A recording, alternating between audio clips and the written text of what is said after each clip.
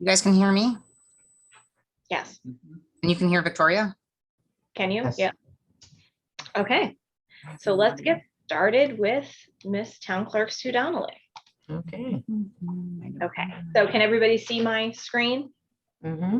Okay. Sorry if it's a little. I'm leaving and coming back because I don't have any audio coming out of here. Sorry, guys. Try again. Can everybody though see? Is that helpful if I zoom in a little bit? Okay. Yeah, that's small. Zooming is good. Okay. Okay. I will try. I'll try to keep track of where we're going. Okay. So well, let's give Dana another moment. Sue, is there anything you would like to say before we get started? Nope. No, you're good. Okay, we'll give Dana just a minute.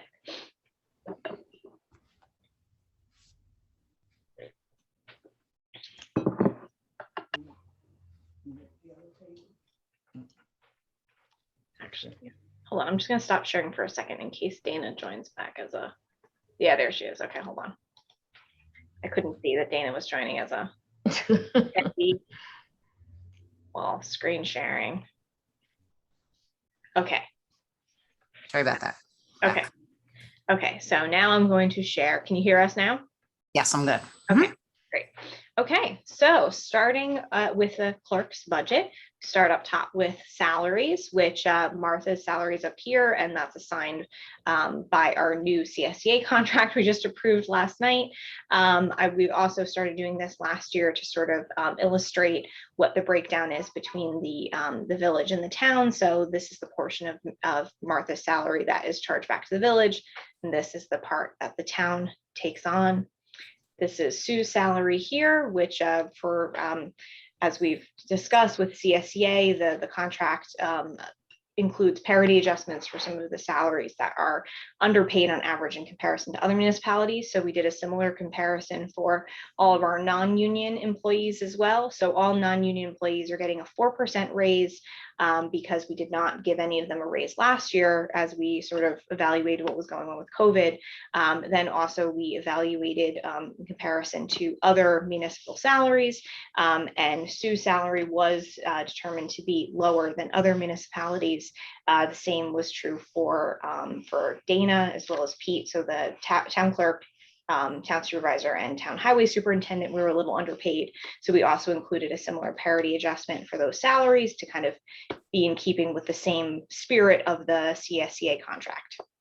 Again, and here's the breakdown for what's charged to the village and what's charged to the town.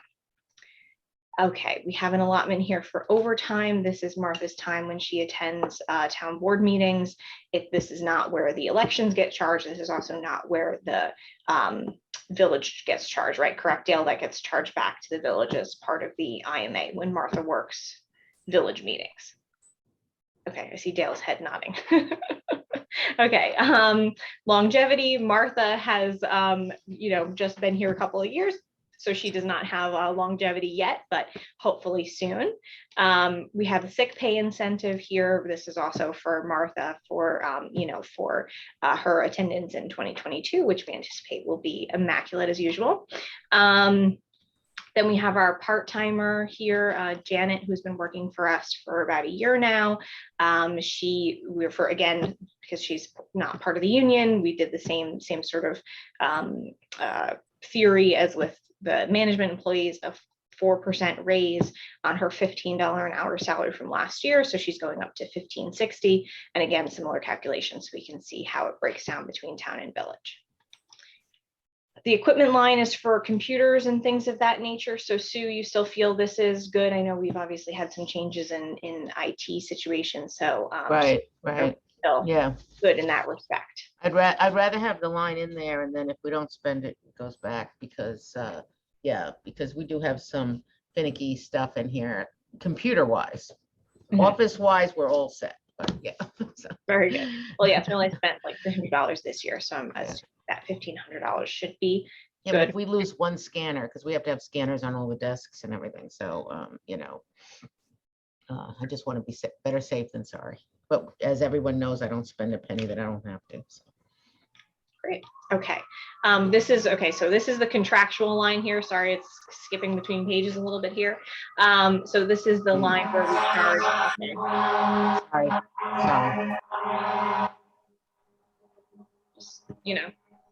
end of the world outside happens. This is all, Nice all stereo. day long, This every is day. this is our daily lives, like, end of the world going on outside.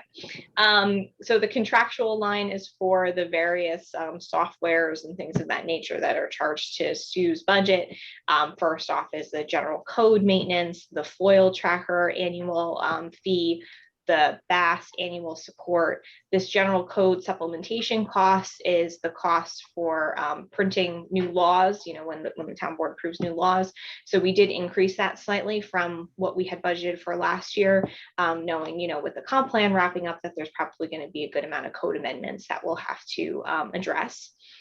This is the maintenance for seamless stocks, and this was supposed to be removed, so I'm sorry about that. This was something that we did last year. That just Well, needs. it shows a 0 in the budget itself. Yeah, it shows a 0. It's just the detail is still there. Yeah. That we made that we only have 3 actual physical code books, and we made them into the version that they had much older version in the town, so we just did an update on them. That's what that was. It's all done. Yes, all done last year, so we're at a 0. Publication of legal notices, we also did increase slightly in the last round of the budget, because again, with the comp plan and all that stuff, to make sure we. So let me just ask, I can barely see Dale, but oh, there you are. So we just got hit with a $6,000 proposal from General Code for the village because of their zoning board changes, because they had pictures in it, color pictures in it. And that makes it a different kind of law for the supplements. So do we want to just play that by ear and then see what happens next year? If you're going to do a lot of your zoning changes and stuff, are you gonna, you know what I'm talking about, Dale, the thing I sent you yesterday, the proposal for the general code. Sue, don't worry. Here in the town, we just do everything in black and white. We don't need Okay. color. Okay, all right. Now we know. I actually didn't, I actually I'm ignored joking. it. I actually ignored it at first because I thought it was just trying to sell me something. And then I realized it was a whole law that was being affected by it. So, Okay. yeah. So. I mean, I don't know that from the comp plan, if we're gonna need, Pictures? I mean, that's gonna be published separately. It's not, that doesn't like go into the code. So I can't see that. Okay. Yeah, no, I don't think so either. We'll just- But I mean, I guess we could always ask Valerie Valerie. and see what she thinks. But Sure. I think, and also if we, know that now, Yeah. We can kind of be a little bit more cognizant about that and how we. Yeah, we draft can go talk to Exactly, general code about exactly. it up front and say, hey, what Right. up? And negotiate. If we find ourselves, I guess making Tell Valerie if she wants me to pass her along the local law 7 from the village, I can do that too. So That would be she- great. She Yeah. sees what we're looking at, what we're Sure. talking about. Yeah. Okay. All right. I just don't want any surprises because that was a big surprise. So that Yeah. was, yeah. I would say Yeah. $1,000 surprise as a surprise. Okay. Okay, so where were we? So publication of legal notices again went up a little bit. Printing and postage we added in here, and now I can't remember exactly why we did that, but we did decide to throw Dog in. licenses? No. Maybe it was the dog licenses. No, because I mean all of the regular. Was it for business cards? No, it was, I don't know. I don't know what, maybe Dale knows what bills got paid in that. But Wouldn't that go down with all of the online stuff that we're doing now? Well, but also her stuff, Sue uses our mail machine up here. So that it doesn't hit her budget. There's a separate line for the mail machine for the shared building that gets charged there. So it wouldn't even be reflected there. I think it might be business cards. I'll go look, but I think, yeah, because we used it, in the past years, it was more just to have a placeholder in there for Right. something. Right. That ends up Okay. coming, that doesn't fit any other, well, category. one of the big, and it could be, one of the big things that we did do is when we did our dog census, which we'll talk about, which we made quite a bit of money on, it was great. And it really helped the public a lot. So it's not just a money grab. we have to mail out the licenses, so we do have to mail out a letter with a license. With the dog These are park for, license. Federal Express. Oh, Federal Oh. Express. Okay, so it's important that you keep that going there because we Federal Express our laws up to New York State. That's, then we're Right, sure they get them, because otherwise we're not sure about the mail. yeah. Okay, I knew it was a very good reason. I just couldn't remember what we said. Okay, good deal.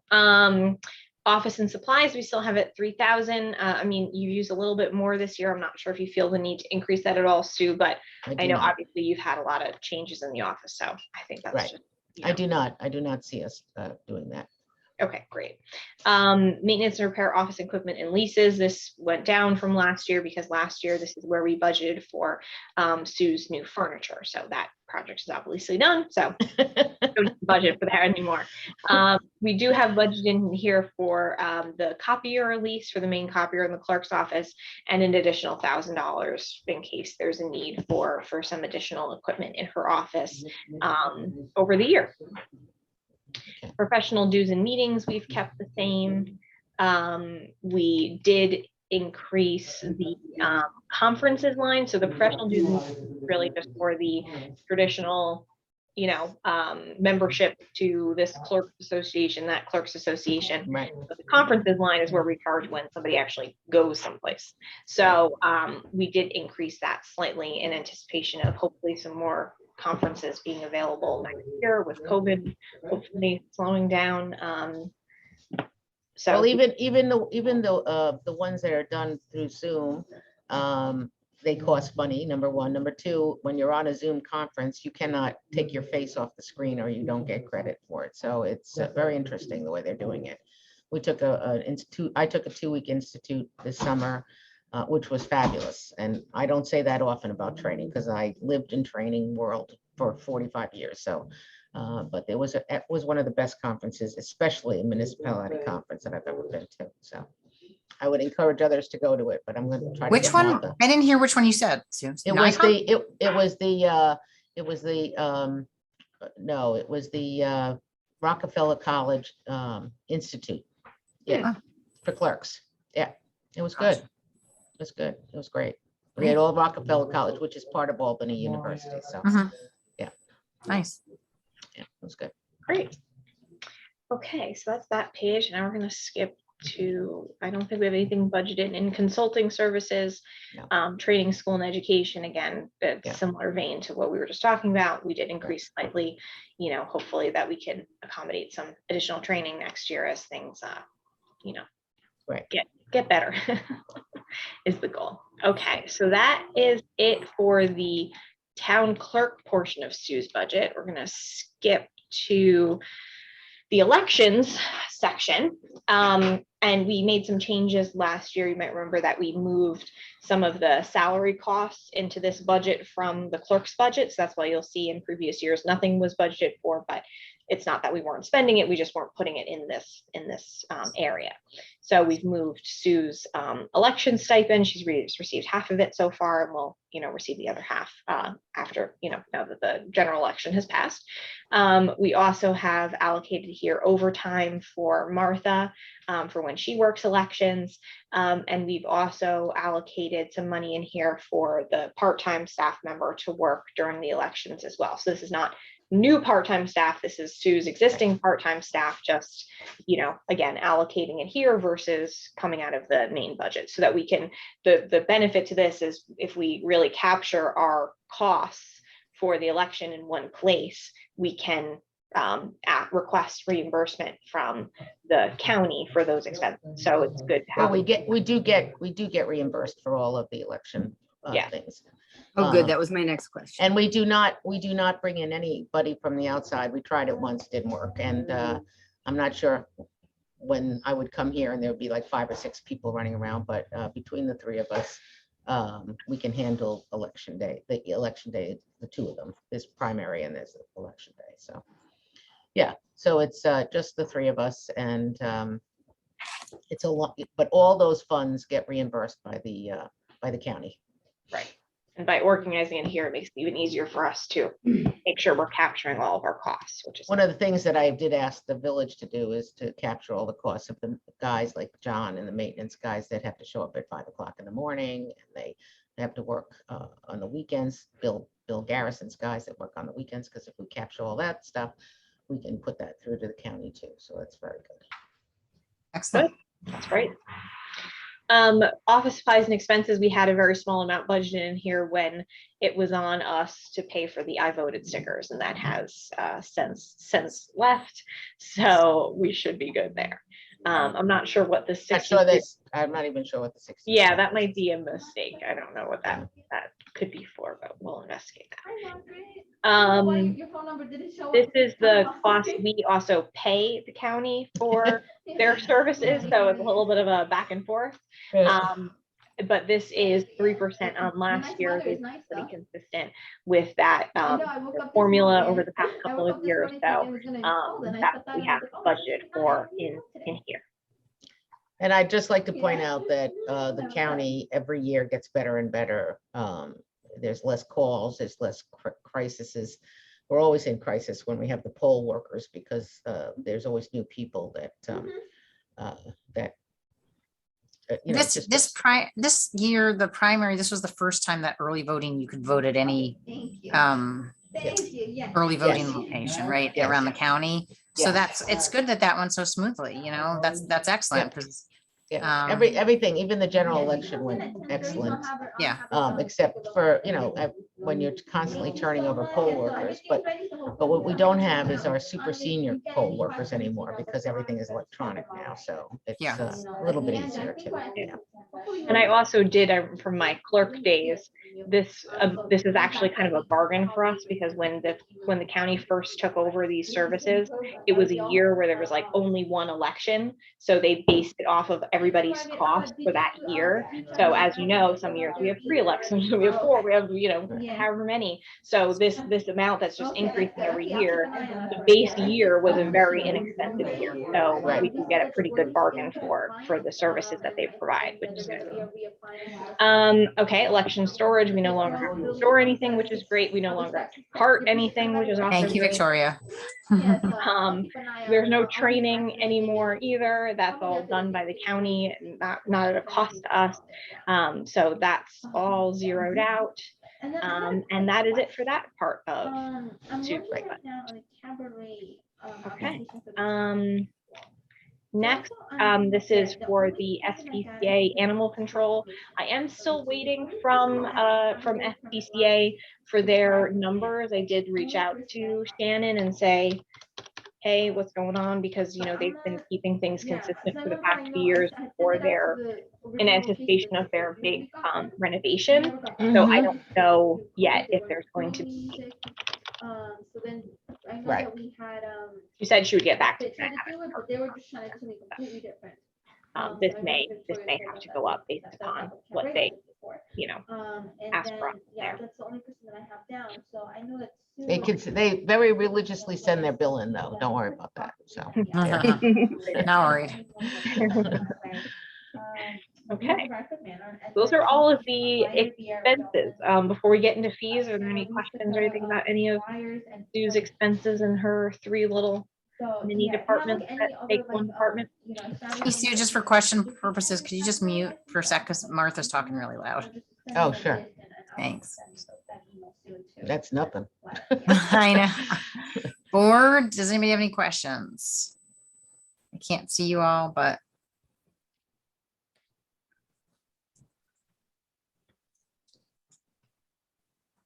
Alrighty, in that case, let's move on to, we're going to revenue. Yes. Okay. So we have the clerk fees at the same as it was last year. We did decrease it slightly in 2021 with the you know, pandemic. Public health fees, we've kept consistent. We seem to be doing okay there. The IMA services obviously is based upon what is budgeted here. So this is based on Dale, is this based on what we have currently, or is this going to change? This That's based on the 2022. Yeah, This- the tentative budget. Okay. Okay, great. I saw the desks. I was like, wait, what is happening? No, that that was was last just- Yeah, that year. was last year's desks. Yeah, well, because because of the increase. Right, Yeah. right, to show them. Yeah. Okay.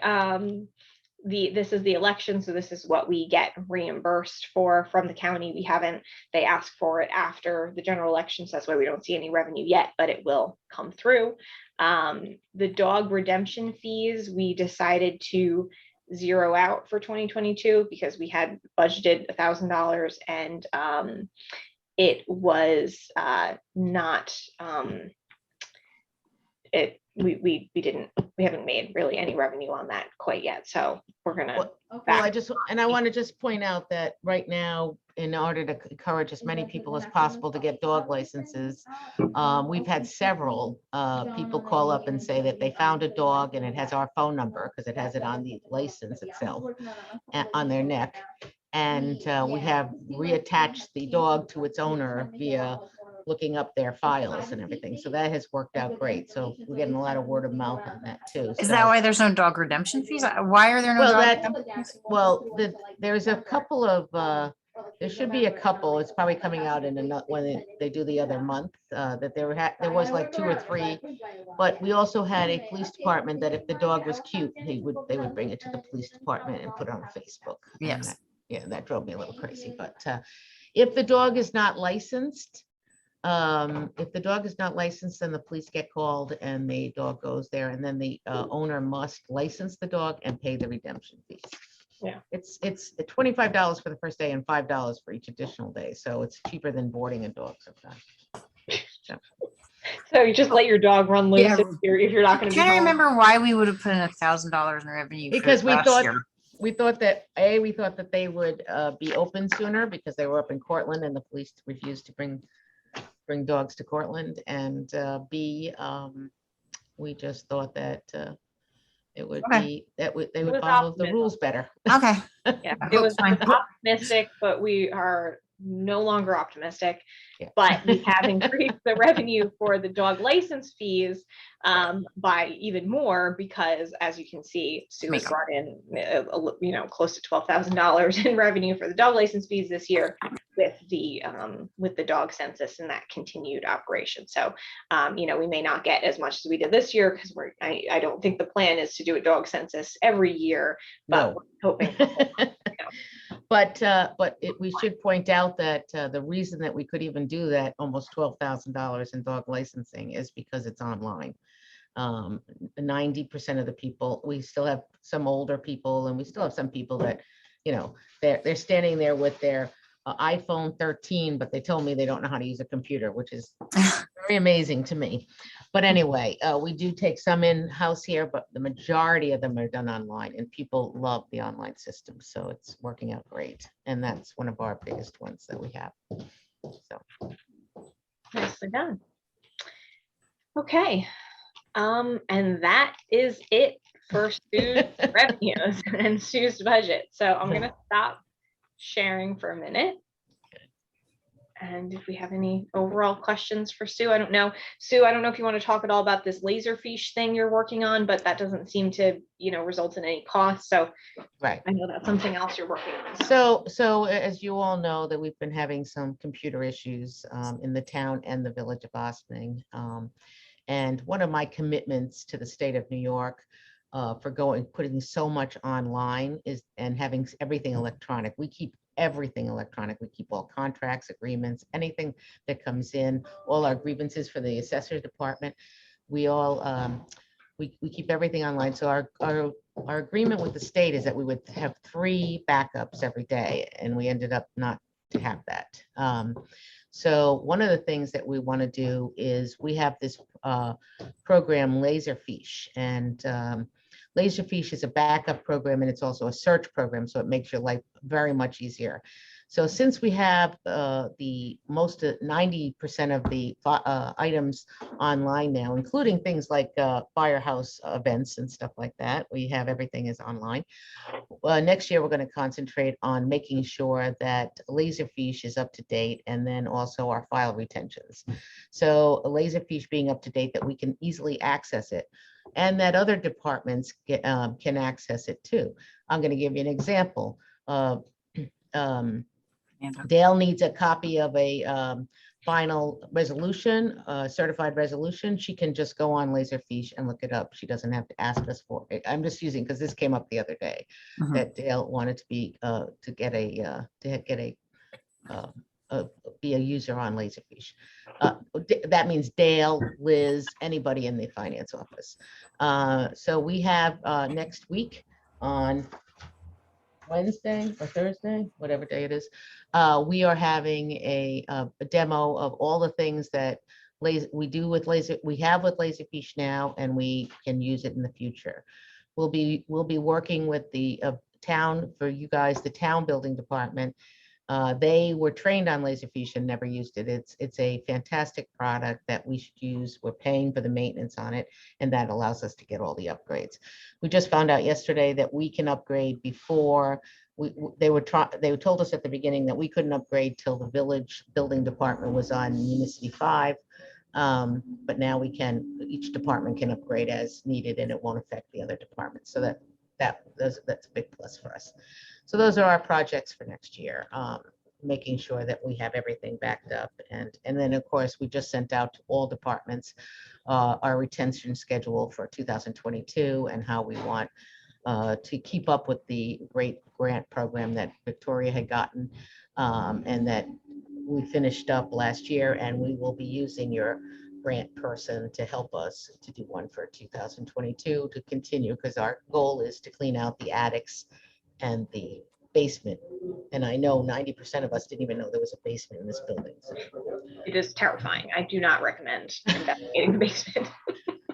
And our wonderful Deputy Controller, Liz Nakari, did identify what those $62 were for, and it was for record retention stickers for the elections. You have to So, print it online. that For is the record retention for the different departments. yeah, in the Yeah, election line.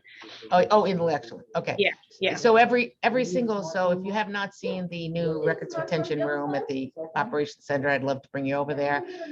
Every single department has its own color dot that, from fluorescent green to fluorescent yellow. Our color coordinator, AKA Martha, has chosen those colors.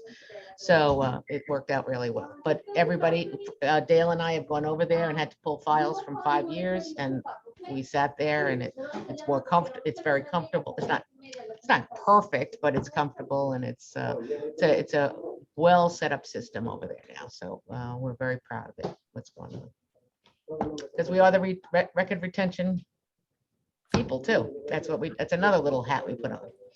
So. Love that. Okay. Great. Are there any other questions for Sue? I don't think there was any other special projects or anything that we, need to update the board on. It's pretty straightforward this year. Yeah, we're done. We're done in our office and everything. So we're very happy down here. It's very clean. It's very modernized, and people really actually do like it. And since we have all the different departments coming down here a lot, that it works out much better with the smaller desks, and it's easier to move around and stuff. Awesome. Okay. Fantastic. Yeah.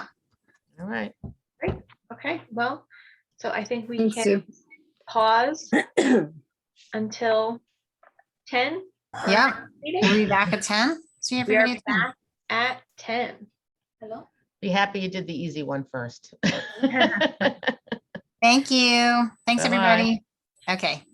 Okay, I'm gonna pause the recording. You can all go away. Zoom. Welcome, everybody, to our work session budget discussion of the senior nutrition budget. I will now turn it over to our wonderful budget director, Victoria Caffarelli, and she and Lynn are going to take us through this with help from Dale and Liz. Okay. That's for the recording. That's for the record. Lynn, is there anything you want to say before we get started? Just desperately, we need a driver. I know. Well, that's unfortunately not a budgetary problem. That's I know. I a know. personnel problem, but it's still in the works. Yeah. Okay, let me share my screen. Okay, zooming in a little bit. Okay, so we start here. Actually, hold on one second. Let me get my other cheat sheet finder thing here.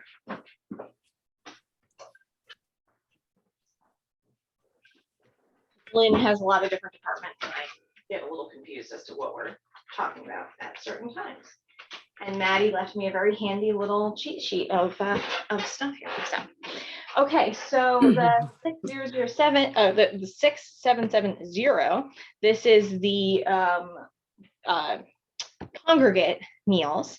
So we don't charge any personnel here. We do have some equipment for things like tablecloths or anything that's needed in the office. This is the office and supplies expense for their office operations. We also have food supplies, which we have a small amount here. It's not something we usually charge to, so we should investigate what happened here. That might have just been an error.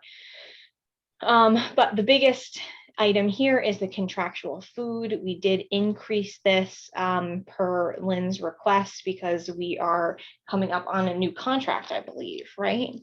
Yeah, I have to go out to bid soon now. I think it's up at the end of December. Yeah, we have to investigate that.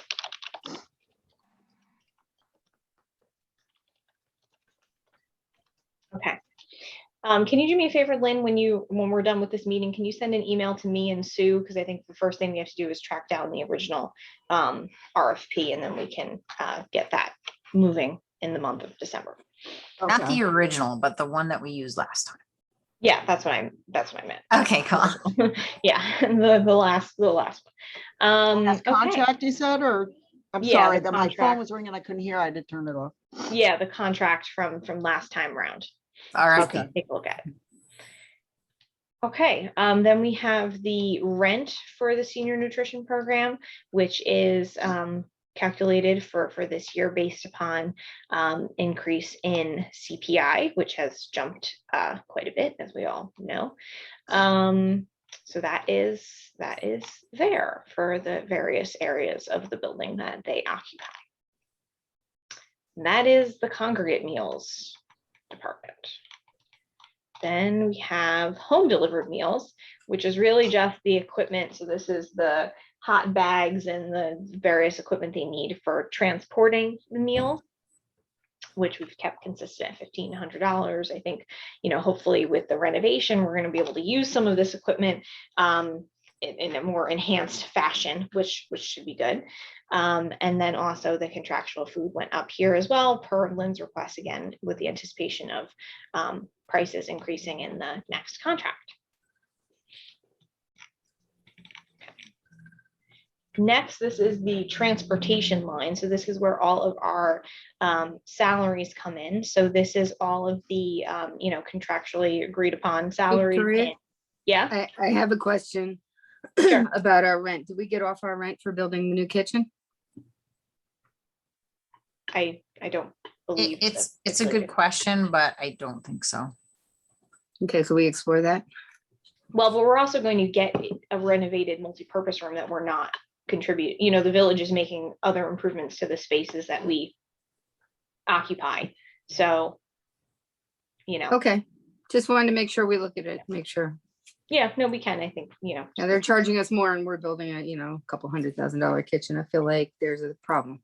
So, or at least a conversation. I mean, again, right now, the kitchen is just for use for our program. It's not I like, get it, but it's their building, so. Okay, going on. Okay, yeah, so we have our salaries here. Most notably, we have a promotion for Eddie Banta to the position of bus driver in anticipation of our new electric vehicle. All the paperwork is at civil service. He will get this promotion at the beginning of the year, regardless of the bus arriving. So we're working out the paperwork now to make sure that is ready to go for January 1. We also have here, As the board knows, Lynn is currently still in a part-time title as we await the county to offer the exam for nutrition site manager. So we have an allowance here. She got a 4% increase, just like all of the other management and non-union employees.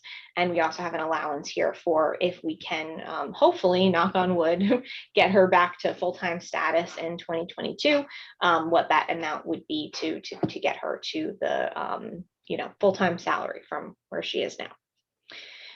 We don't have anything budgeted for overtime. It's not something we traditionally use. I think in the past, there's been a few occasions where we've used overtime for some special events and things of that nature, but it happens on a very rare occasion. So I don't think it's something we need to budget for. I think we've done it didn't we do it for Thanksgiving before, like Galata House? We brought them down to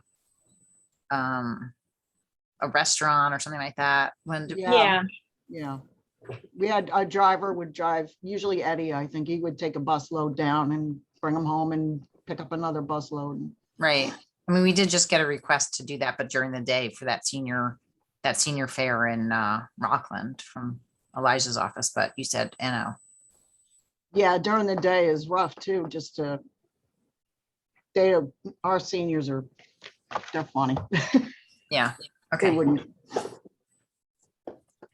Well, and also Galata House, I think now does his big Doing St. Thanksgiving Anne's, right? at St. Anne's, so people wouldn't necessarily need transport, asking Right. for Right. Yeah. transportation. Yeah. Longevity, pretty much all of our employees except for Pat do get longevity. So it's down from previous years because Kathy is no longer with us, but this is accounting for everybody's longevity for the year. We have budget for the sick pay incentive. Most of the employees in Lynn's department do avail themselves of this, so we have it allocated here for their 2022 attendance. In the part-time line, we do still have budgeted for a part-time chauffeur and a part-time food service helper. As Lynn said at the beginning, there is this need for having some more flexibility with some, 2 part-time people that can step into those roles. So far, we have not been so successful at finding qualified candidates for those. Nobody wants to come work with us. I know, so we have to revisit that and hopefully get somebody with that, at least one part-time person helping them sooner rather than later. So Victoria, would it be all right if we post something on the town's Facebook page? Looking Yeah, for we a can- part-time, can I make up some kind of flyer and take a Sure. picture and post it on there? yeah, we can certainly repost for it. Okay. And I if could anybody put knows just me- part-time driver wanted, assisting with meals and seniors and $15 an hour. Is that all okay to post? You need a clean license, all that. Sort of Right. thing, or Yeah, you need yeah. Okay, Yeah, if you want to work on that, and then we can certainly share it out. Spanish Okay. speaking preferred. yeah, Well, bilingual. bilingual. Yeah. That's what I meant. Yeah. That's what I meant. Okay. Then in our contractual line, we have the art and dance classes, as well as our senior social worker, which we've increased Debbie's salary to $25 an hour this year, which we feel is more in line with what's going on elsewhere in the county. Lynn, do you want to talk a little bit about the art teacher that you guys brought in? And I know there's been a little bit of a change in what you're doing, but it seems to be working out well. Oh, it's working out great. She's great. I'd love to keep her. The seniors like her. She just does little arts and crafts projects. They like it a lot. So yeah, she's a keeper. Okay. And this is the art teacher that had been with us for some time. You have told him to seek elsewhere. I guess his level of art was not quite what our seniors were. Yeah, he was looking supposed for. to talk to Bill and see if Bill would still let him use the room and his little group could come. But I haven't heard from Bill or Paul, so I don't know what's going on there. But I told him we just can't. We can't have him anymore. He's not in the budget. Yeah. All right. I mean, is there potential he could be at the Cedar Lane Art Center? Is there room over there for whatever he does? I don't know how that works. I'm sure he could, but he mostly it was like a social thing, Liz. He just had his little group come and they would bring little snacks and they would sit in a room and just chat and do little, I don't even know what kind of art they did, drawing and stuff like that. He just kind of did it for like, it's like Alright. a coffee clutch or something. So I don't know. He wasn't really, Doesn't seem like that. It seems like it's worth saving. So yeah, Okay. it just, yeah. And now this new person that we've been working with, she, So- and I know she worked at like Atria, she's worked at a couple other, senior type programs and seems to fit better, which is really great. Yeah. Paul's a professional artist. I mean, he's a sculptor and does make a living off of that. I mean, he's good. So he was just, this was kind of his hobby, I think, helping out, being with the seniors. So, and this woman is really just interested in sitting and doing things with the seniors. So she's good. Great. And we're glad that we can finally be doing these things yeah. after a long, pretty good Yeah. hiatus there. Okay, the telephone here, we have Lonnie and Eddie do have town issued cell phones, so that is the cost for that for the year. Printing and postage is for taxi coupons, which have also been in the works. I know there's potentially some We're changes. having a lot of problems with that. Yeah, I know that. We've reached out to Sue, but she hasn't responded. I mean, we're down to 3 companies. And when the seniors call them, one is so busy she doesn't have enough drivers. The other one just doesn't answer. And the third one will say, we don't take the coupons. So the seniors are like, well, what am I supposed to do? And we don't have an What? answer for that. Yeah, so we've been working with Sue's office on these contracts that would be for all of the taxi companies to participate in the program. I think what's been happening is there's been some conversations with the village that they want to make some changes to their program. I don't know what's what with that, but I think that's what's been most of the holdup is aligning with sort of a larger conversation that the village wants to have about taxis. So Okay. we're kind of in a little bit of a holding pattern. We do Yeah. have we've been working on, Christie's worked on the contract. Sue had been working on some instructions and things of that nature for the taxi companies and the seniors. But with the anticipation of a lot of that changing in the not too distant future, that's what's been All holding right, back.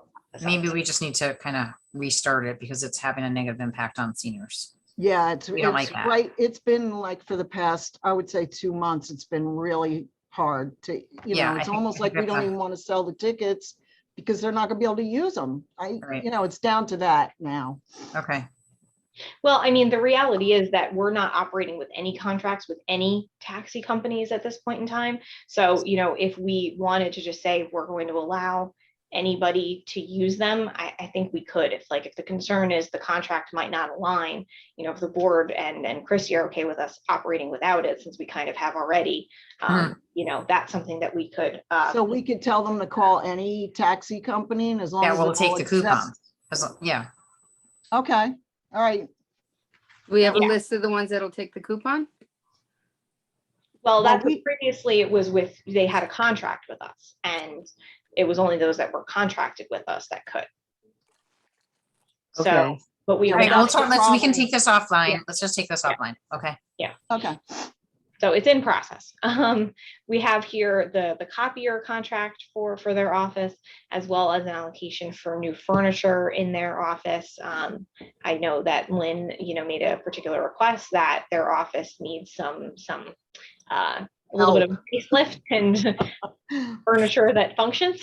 yes. So this is about how much we budgeted for last year in Sue's department. And so we, are allocating basically the same amount of money here for that. Okay, Professional dues and meetings, we have nothing budgeted here. Unleaded fuel, we kept consistent.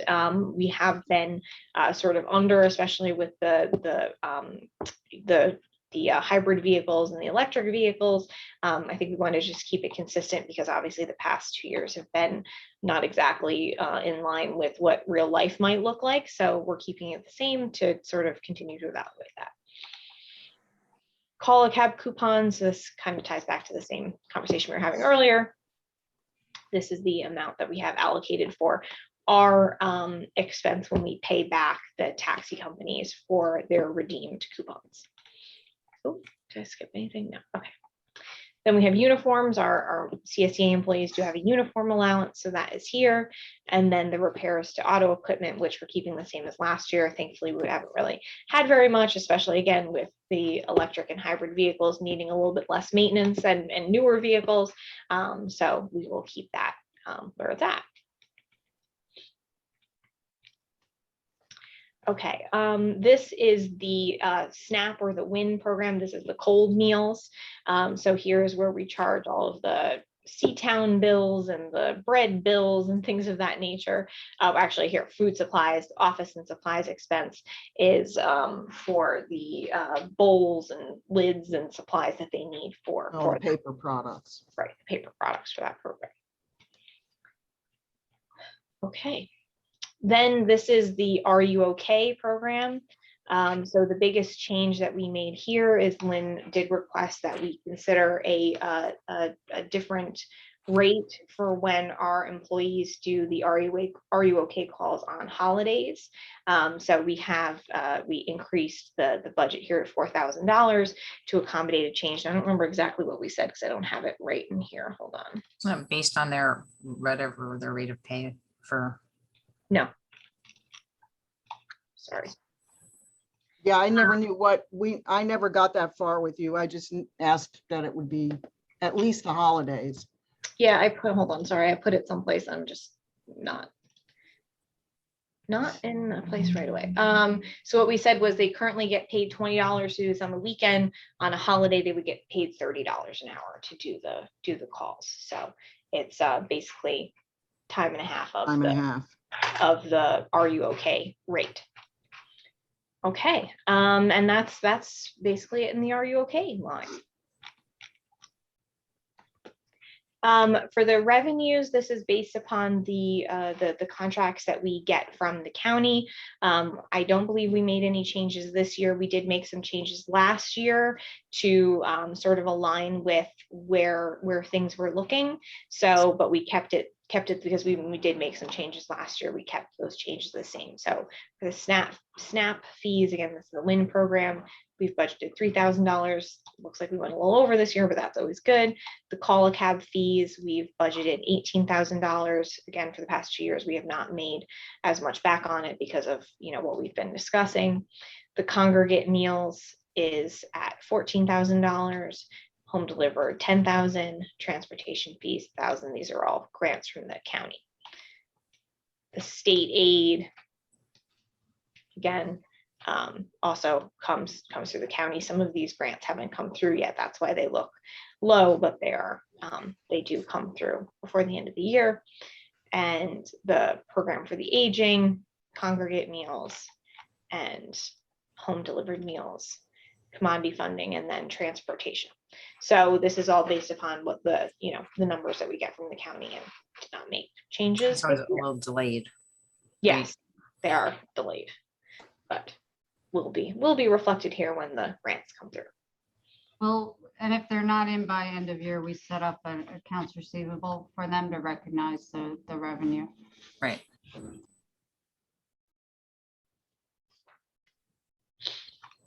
Okay. Fire whistle. It is not 12 o'clock yet. I was gonna say, I looked at my watch. What? How'd that happen? Yet. It is just a fire. Okay, I'm gonna stop sharing. Just and another fire. mute Okay. myself if the board has any questions while we. Any questions?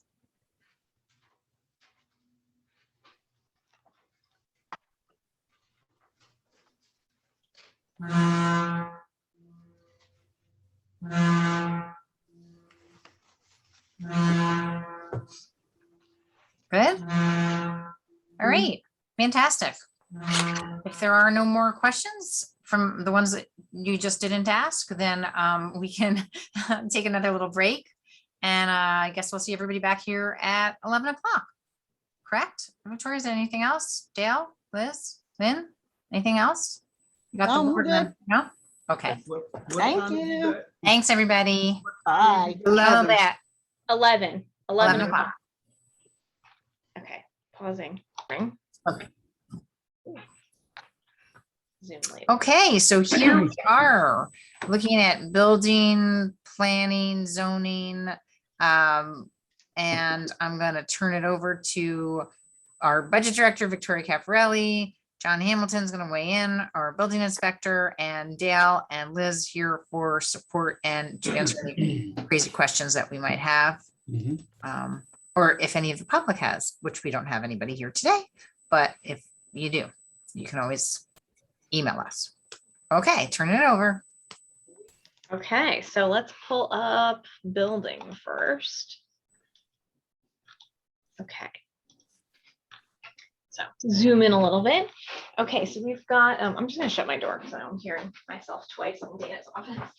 Oh, sorry about that. No, it's okay. I can mute also. It's helpful. Well, usually I know the sound. I'm hearing like my voice in the corner, which is a little scary.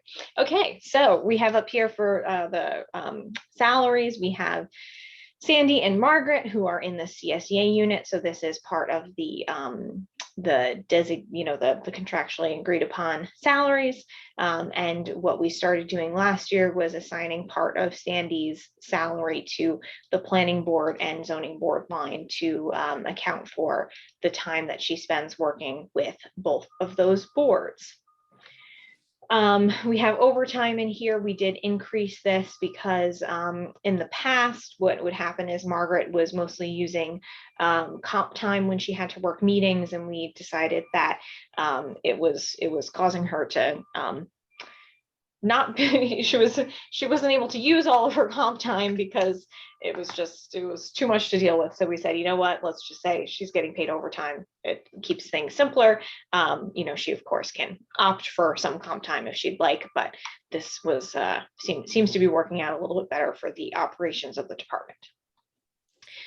We have longevity in here. Margaret will be getting longevity this year, as she started last year, because she's now been with us for 5 years. For sick pay incentive, John's department does also usually avail themselves of that. So we did increase it because it seems like in the past couple of years, both Sandy and Margaret have taken the full sick pay incentive. The health stipend is for Margaret. She does not take our health insurance. In the part-time line, we have our lovely John Hamilton here with, like all of the other non-union employees, a 4% salary increase going into 2022 to account for our lost year. Okay, wait, sorry, I lost myself there. Where are we? Okay, this line is equipment here, the heading cut off on the last page. And so this is for any office equipment and things of that nature relating to the building department. We have no need for purchasing any new equipment this year. We had been paying a lease on John's car that we paid off last year. So that's why we have removed the budgeted amount here. The trees contractual line is for when we call in Craig Stevens to evaluate. We have too many Craigs. Craig Stevens to evaluate trees. This does have a corresponding revenue. When people get tree permits, they pay us back for it, but this is where it gets charged out of for his services for the building department. The telephone line, I did increase this to account for. This is the portion of our Altice bills, the new phone system that we have that accounts for what's in the building department. So that's somewhat of a new system. So this is about how much is 12 months worth of the allocation I assigned to them. Printing and postage, keeping again at 400. I know what Sandy usually does is exhaust planning and zoning first, and then we go to building for their Pitney Bowes machine and their mail machine, because they have one at their office. Office and supplies expense, we kept at $600. I think there were, you'll see it's a little high this year, but that is due to some misclassifications of things that should have gone in the equipment line. So that is being corrected. For office equipment and leases, we have the copier. I've also included in here, so we have sort of as a placeholder moving forward, the cost of the annual maintenance for the new Municity 5 software. In the capital plan, you'll see the more costly outlay for the first year, the implementation costs basically, but this is what the recurring annual cost will be for Municity 5. So we have that in here to keep us moving forward on that.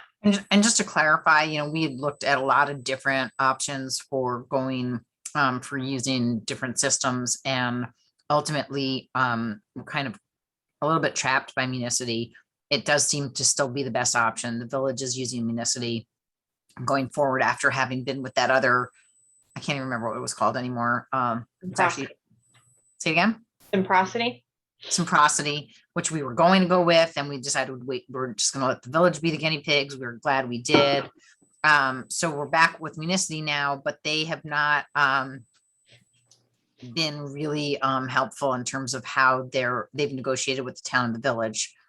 So we're just kind of have to buck up and deal with it at this point. So that's where we are with Municity, but hopefully in the long run, it will be better. We will have more capabilities, more functioning, and more ability to utilize the online capabilities for people to submit, apply, and do all the things online.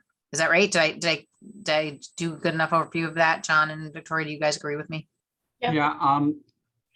I would like us to look into it a little deeper. I'm hearing, I can't verify this, that they're having some trouble with Municity with between the village and the company, with some misunderstandings, etc. And from what I've heard, and again, I can't verify this, the new company A1 is saying that they think there should be a different program. So I think we should still keep everything open. Okay, well, we'll keep it in the budget, and if we don't spend it, then we'll spend it on something else. Yes, I think that makes sense. I mean, no matter what, I'm sure Municity will continue to charge us for the maintenance of our current program. So we need something budgeted there. Obviously, the current program is less expensive because it doesn't have as much functionality. But I think we're covered either way. And like I said, the larger implementation costs are included in the capital plan for next year. And we'll just so far so good, but we do know that our service on the current Municity program is going to end very soon, and so we need to be prepared. Doesn't mean we can't continue to use the program, it just means they're not going to service the program anymore, and then we'll get into a situation like we've got into with the program with the court. So we wanted to try to avoid that, but it's still at least open to us, which is good. Okay, Constable Security Services. This is for when the summonses need to be issued and things of that nature. Thankfully, we haven't really had to deal with that, I guess, for the past couple of years. So that's great. Actually, we wrote 2 already. Oh, okay. Well, so close, John. So close. You're being bad.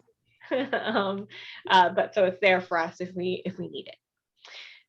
In professional dues and meetings, I just want to pause and note here something that we didn't talk about at the beginning, but I think, maybe we can have a sort of end our conversation talking about this, is our very own Sandy Anelli has been certified as a code enforcement officer, which means that Sandy is going to be joining John in a lot of the trainings and things of that nature next year. So that's why you see an increase in the professional dues and meetings, because we are looking to also cover Sandy in some of that training as well.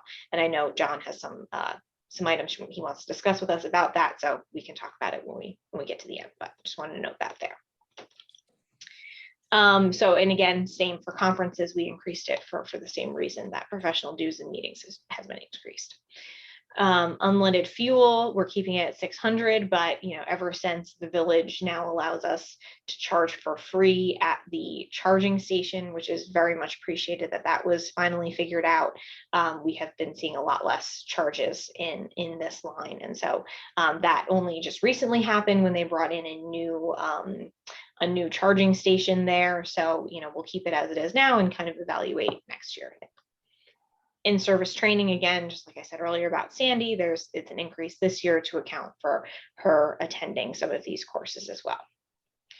John did request an increase in the vehicle parts line, because, even though his car is now a couple years old, it hasn't had some of the, and it is a hybrid vehicle, so it has a little less maintenance than a traditional vehicle, but, in anticipation of maybe some new tires or something of that nature next year, since now we've had this car for how many years, John? It's like 3 years now? I think it's 2, maybe 3 at the most. I think it's 2, but now it's reached the age where we're going to have to replace probably tires and brakes and obviously the inspection, little miscellaneous items. But it's been great. It must be When you 3 if we when- paid it off. Yeah. When Well, you we mentioned the gas, it's I put a half a tank in, I think maybe once a month of gasoline, because as a matter of fact, I just got back from my inspections and I plugged it into the charger again. So it's since they're giving to us now, it's really great. It's working wonderful. Yay. Yeah. Okay. Books, I guess that's something we have to continue to budget for, even though we. Wait, I just have to do throw this in. do We're the gonna give stuff. Sandy the leave. Oh. We're ready. Oh, the niece on leave. Okay, yeah, so books, we have $100 in here. I don't know why we haven't used it for the past couple of years. Is that really something you guys use, John, or what's going on there? I mean, it's $100. It's not like it's. Yeah, what happened is the state was giving us books every year for the building codes whenever they changed them, and now they decided they put it online so we could print our own stuff. So we haven't been ordering the books, and over the course of years, I've been ordering the handbooks. So I got one on accessibility, fire. I've been trying to accumulate them over time, and when something interesting comes, it's nice to have the $100. If we get something that we really feel is beneficial, we'll order it. Great. Okay, then we have our intermunicipal rent here, and then also something that we added here, and we also added to the line where we have our rent for the building at 16 Croton is, as the board is aware, there is now a screener at all of our buildings for COVID purposes, but also, for safety purposes, and something that's kind of been kicked around for quite some time. At the end of 2020, so the village has been paying for it because through 2021, they can seek FEMA reimbursement for that, for having that person there. So it's not a huge burden on either the town or the village. But starting in 2022, that is no longer an eligible expense for FEMA reimbursement. So we worked with Dale and Maddie and Karen and determined how much an approximate share for the town to contribute across all of the buildings for the screener that the village has hired. So this is the allotment for the armory. Overall, we budgeted $30,000, or the equivalent of one screener for the full year, basically, because there are 3 currently across the 3 buildings that we share with the village. And so a portion of it is charged here to town outside for the armory, but the other $20,000 is charged to the general fund for 16 Croton and recreation or community center. So that is what's there. I don't remember seeing it in our senior budget. Isn't that where it would have gone? No, I put it in the general, like there's that buildings line. So it's allocated in the general fund. So it's, allocated to that. So Dale, if you feel differently, if you think I should, move some of that from the shared buildings line to the senior budget, I can, but it's, No, charging the I, same taxpayers, right? yeah, and it really is a function of the building whole. It's really not associated technically with a specific department, like Yeah, I overall. know, but I And mean, I that's the did only it- department we have at rec. So my only other question is that, do we ever get any of that type of, like, any portion of the rent or anything like that back from the county or when we apply for any of the grants that we apply for, the federal grants through the county? I'm wondering if we apportion it to seniors, if we have a chance of recouping it from any of those grants. I thought the grants were specific to Just food. food and transportation. Okay. I'm just But not again, it's 100%. all coming in and out of the general fund, so it's benefiting the same pool of, I understand. taxpayers, I just, Right, way so- that, yeah, okay, no, I understand. Yeah. Okay, and I don't think, we haven't, discussed in depth yet how exactly we're going to effectuate this, if it's going to be part of our monthly IMA bill or whatever, but, we put these allocations in here so that we are covered for it, because we know that the village is not going to be able to get FEMA reimbursement for it anymore, and it's going to be a burden that we ultimately benefit from. sure. And also we, we open earlier, so that's the other piece of it. Right.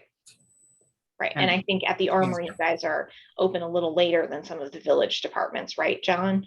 Yeah, we start before them and we end after them. Just so you know, at 8:30 when we come in, there is, the screener comes in, I believe, at 9, Oh, still at Armory? as far as I know. Because they did change that. I'll Here. look into it. I'll look into Okay. it, because I'm here at 7, so I don't know. I'll check. Okay. Okay. Okay, so that is the expenses on the safety inspection side. Now getting into revenues.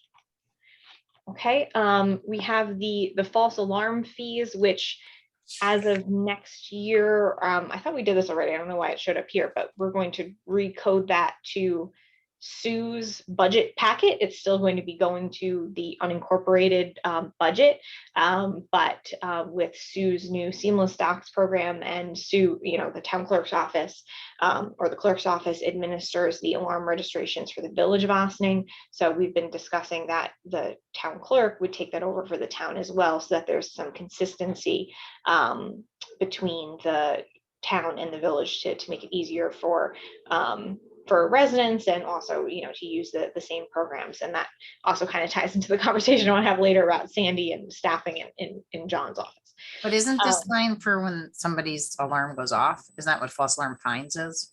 Right. So, but it would be, the same thing. So I think we were just going to code it to the printout that we get for Sue. So when we talk to Sue next year in the budget, it's going to show up there versus us talking to John about it. Okay. So the fines and then the alarm registration revenue, these two revenue lines. Safety inspection fees, we are keeping it $90,000, even though John continuously blows that out of the water, which is Well, as of yesterday, our revenue was 154,185. But we believe we should keep it at 90, because you never know what's going to happen with the economy. And if we over budget, it's going to make you guys struggle. Sounds good. Thank you. Always like to under budget revenue. okay. And then we have here the zoning fees and the planning board fees, and right, these are just the when people file applications, ultimately we get the money back from the building permits, and that goes into the safety inspections line. Victoria, because I see 99.5 on the line before, above it. What is that 99.5? This is the total of these three lines. Okay. That's just a total line. But that would be incorrect, because we're not going to have the 95. That's going to Sue. Right. It's going to Sue, but it's still staying in the same place. It's just going to be in, when we discuss it, we'll be discussing it with Sue, right, Dale? It's not really. Yeah, I just moved it, so it won't show up Okay. over for John. Yep.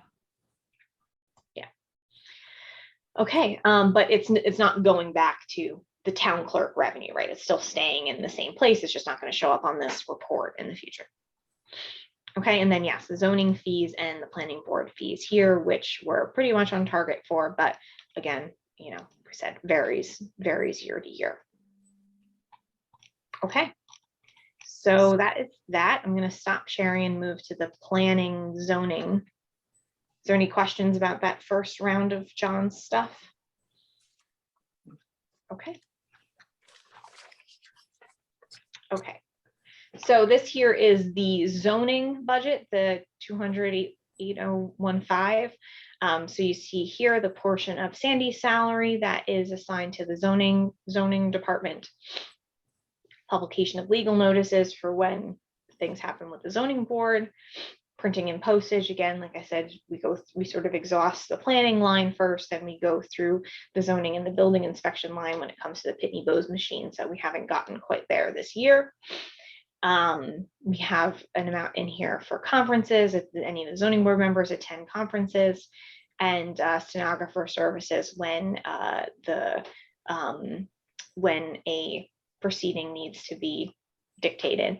And I think we decreased it a little bit this year because a lot of the meetings have been held over Zoom, which does sort of produce that anyway for free. So we likely will not have to use as much as we have in the past for that. Okay. Actually, let me zoom in again for you guys. Okay. Now we're in planning. So 8020 is planning. We have 15% of Sandy's salary here for her time with the for the planning board. We have nothing in part-time. We have a small amount in equipment for when things get purchased relating to planning functions.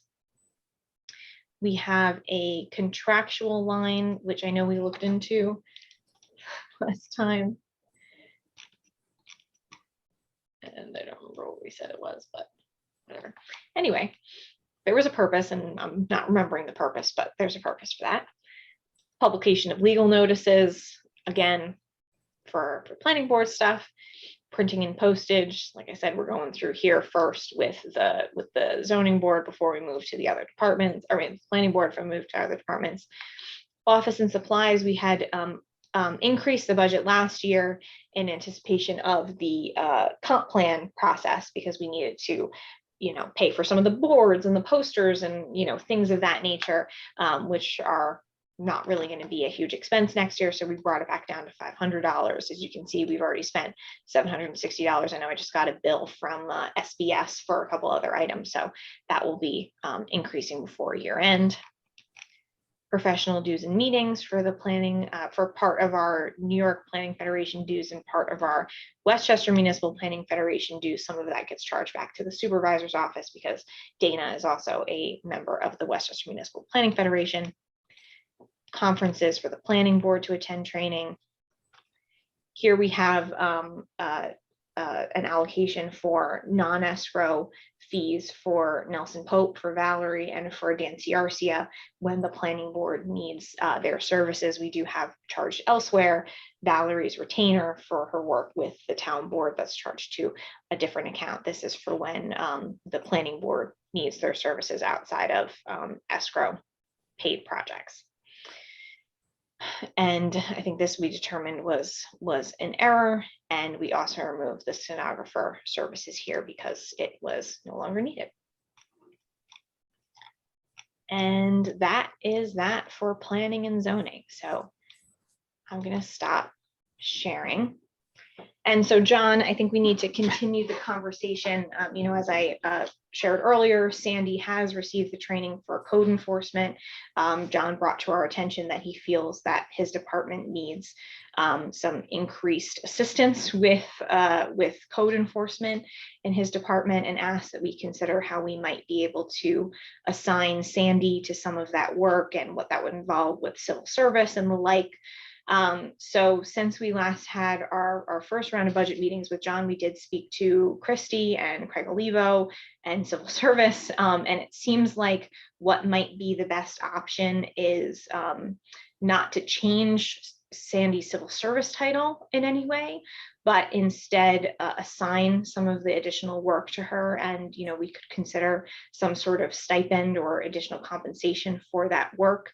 You know, as I also said, there is going to be a change in some of the functions of John's department with the alarm fees moving out of their department, freeing up some more of Margaret's time to assist with some of the planning board and zoning board work that Sandy does, or some of the additional work that Sandy is doing, so that she can free up more of her time to work with code enforcement. And Christy did also look into whether or not somebody needed to be an appointed code enforcement officer, have some particular title, and based upon her research, she doesn't feel that that's necessary. As long as somebody has received the necessary certification with the state as a code enforcement officer, they can take code enforcement from complaint through to any tickets that may need to be issued or any sort of resolution.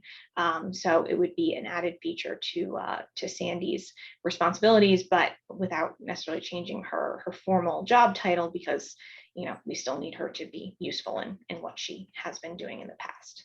So John, I don't know if we want to add anything, or I don't think we really got into last time what you were thinking of in terms of an amount or what you feel is a fair compensation for this work. So that's something that we need to discuss and consider further. Right. I don't know how much the board has been filled in, but the work here, the workload to go out in the field has really increased tremendously. Any ordinance that you pass, if the police don't handle it, it comes to the building department. So almost half of the laws on the town books, on the town code, are enforced by our office. We have a tremendous amount of work to do here: building inspections, fire, code enforcement, accessory apartments, annual inspections of cabarets, of public assembly. It goes on and on and on. We're also getting involved more and more with planning and EAC, sending information for us to review and to investigate for them. So it's becoming overwhelming. I came up with 3 options. The first option, which I think is the worst option, is to send me to go full-time, which would be crazy because the amount of money and benefits doesn't make sense to me. The second option would be to hire a part-timer, where we'd probably have to pay that part-timer $40,000, $45,000. And I just, I don't feel I need the part-timer for that number of hours to justify spending that kind of money. The third one I came up with was sending Sandy to school. And I sent Sandy for the ultimate. I didn't send her to be a code enforcement officer. I sent her for code enforcement official. And the reason I did that is because code enforcement officer can do fire inspections, complaints.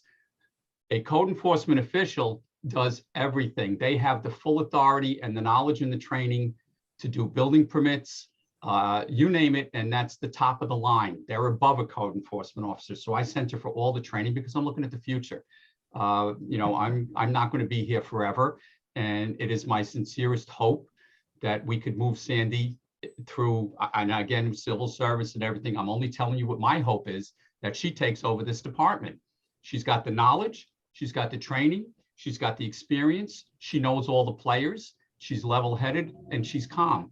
I take her with me now. Ever since she got certified, she goes out with me on inspections, and I'm teaching her everything on what to do. Sometimes I stand behind her and I say, go ahead, show me what you got. And she's learning rapidly. She would be the perfect fit because we could use her for maybe 8-10 hours a week. Margaret, when we lost the alarms, that's like a third of Margaret's time. So I don't have that kind of work to give to Margaret on that level. So my thought is, if we can get Sandy to do this, Margaret will pick up the slack on Sandy. If we can't do it, then Margaret could help with other departments as well, because we want to keep her on full time so that she doesn't lose anything. To me, the best scenario is to put Sandy in here and work with me. So it would be the cheapest. I would say a stipend of maybe like $10,000 because of all the training that she's got now and the certifications that she has. That puts her in great demand, believe it or not. If she took the civil service test, I think she'd be getting a lot of offers with her experience and training that I'm giving her. But to me, that's the best one. And I'm looking to the future. I'm looking to see if we could get her to move up into this office and take the whole thing over. I think it'd be fabulous. I told Dana, and I might be wrong, that there is not a single female building inspector in this county. We have assistants, maybe. I know we have code enforcement officers, but women didn't come into this job until a much later time. So people moving up had the more seniority and stuff. Well, I think it's time that we get into the right time. We get into the future, for want of a better word. And I think she would be the perfect fit here to do it. So I made sure that her training coincided with what she would need to take this department over. So my hope is that we can do this where she takes the hours with us. We give her the stipend. Margaret carries her load. So there's no change in the number of people we need in this office, and we can get more work done out there.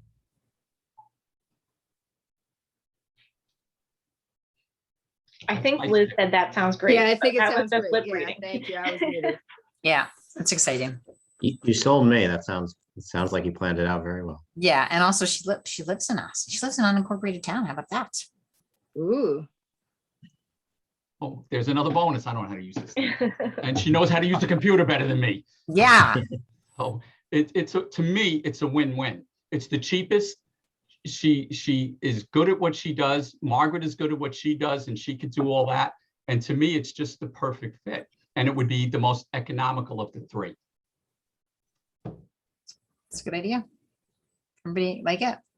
And that's how I spent my summer vacation.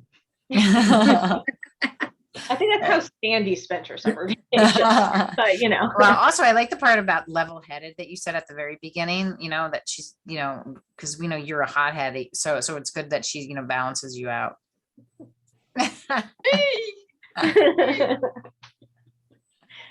No, yeah, it's great. And by the way, just in case you don't know, she just became a grandma the other day. What? Yeah, She that's her did? first. That's her. She's now Mimi. We don't call her Oh, Mimi, we call her Mimi nice. now. Okay, we'll She's call got a her. You know how to Mimi do Kelly. grandson named Luke. Yeah, Nice. so she's happy as could be. That's exciting. Good deal. And she's still gonna have time for this? Well, that's a good Well, question. We'll ask Yes, Dale. she Dale, will. is she gonna have time for this? I guess Dale's still doing Super grandma, super Mimi. Yes, good deal. Okay, so we'll work with Craig Olivo and whatever needs to be done to hopefully effectuate this. I think it sounds really exciting, and unfortunately the way that civil service kind of has structured some of the building inspector titles, it's hard to rise from within. So we're really appreciative of John of taking the initiative to help Sandy sort of outside of town work, to start getting her some of that additional experience so that she can hopefully have what she needs to eventually take those additional tests. And Well, I believe that, we should reward good people. Pure and simple. I think that, we should have an opportunity for staff to promote. And I think people that are qualified, we should take advantage of them. Yeah, I think, did you say this already, Victoria? It's just difficult because most building inspectors come from outside. They come from like construction, and they don't come from administrative side, but she does know so much, and she's been doing this for so long, and she's learned so much that it's really amazing that we have this opportunity. It is unusual, but it also it's a little hard with civil service because of that. well, but she's definitely invaluable, so. Well, we're more 100%. creative in the town. Yes. Yes, and John, I can talk to you and Sandy about that a little bit more offline, so That's fine. really what we're dealing with here. Sounds good. But I think that this is a good option that sort of balances everything, and hopefully benefits the town, hopefully benefits everybody. Sounds good to me. All right. Okay, great. So I think we're done. I think that's it for John. That's it for John. All right. Okay, You need well, to thank you, everybody. I hope I won't see you, so have a happy, healthy, safe holiday season. And I think it's great. Thanks. Thank you Thanks, all. John. Thank Thank you. you. Thanks for all the hard work, and glad to see Parth Mills is moving along too. It's almost getting closer, right? Yeah. Well, as I always tell you, this is a team effort, and we got a good team. Yeah. Fantastic. Thank you. Thank you. Thank you. Hope your brother's doing well. All good thoughts and prayers sending his way. Thank you. Okay, so with that, we're gonna stop recording, and then we will see everybody back at 1 o'clock now, Yeah. not 12 o'clock, 1 o'clock, okay? 1 o'clock with Pete. With Pete, So, okay? So lunch have a nice lunch, and we'll see you in a little bit. Bye-bye. Bye.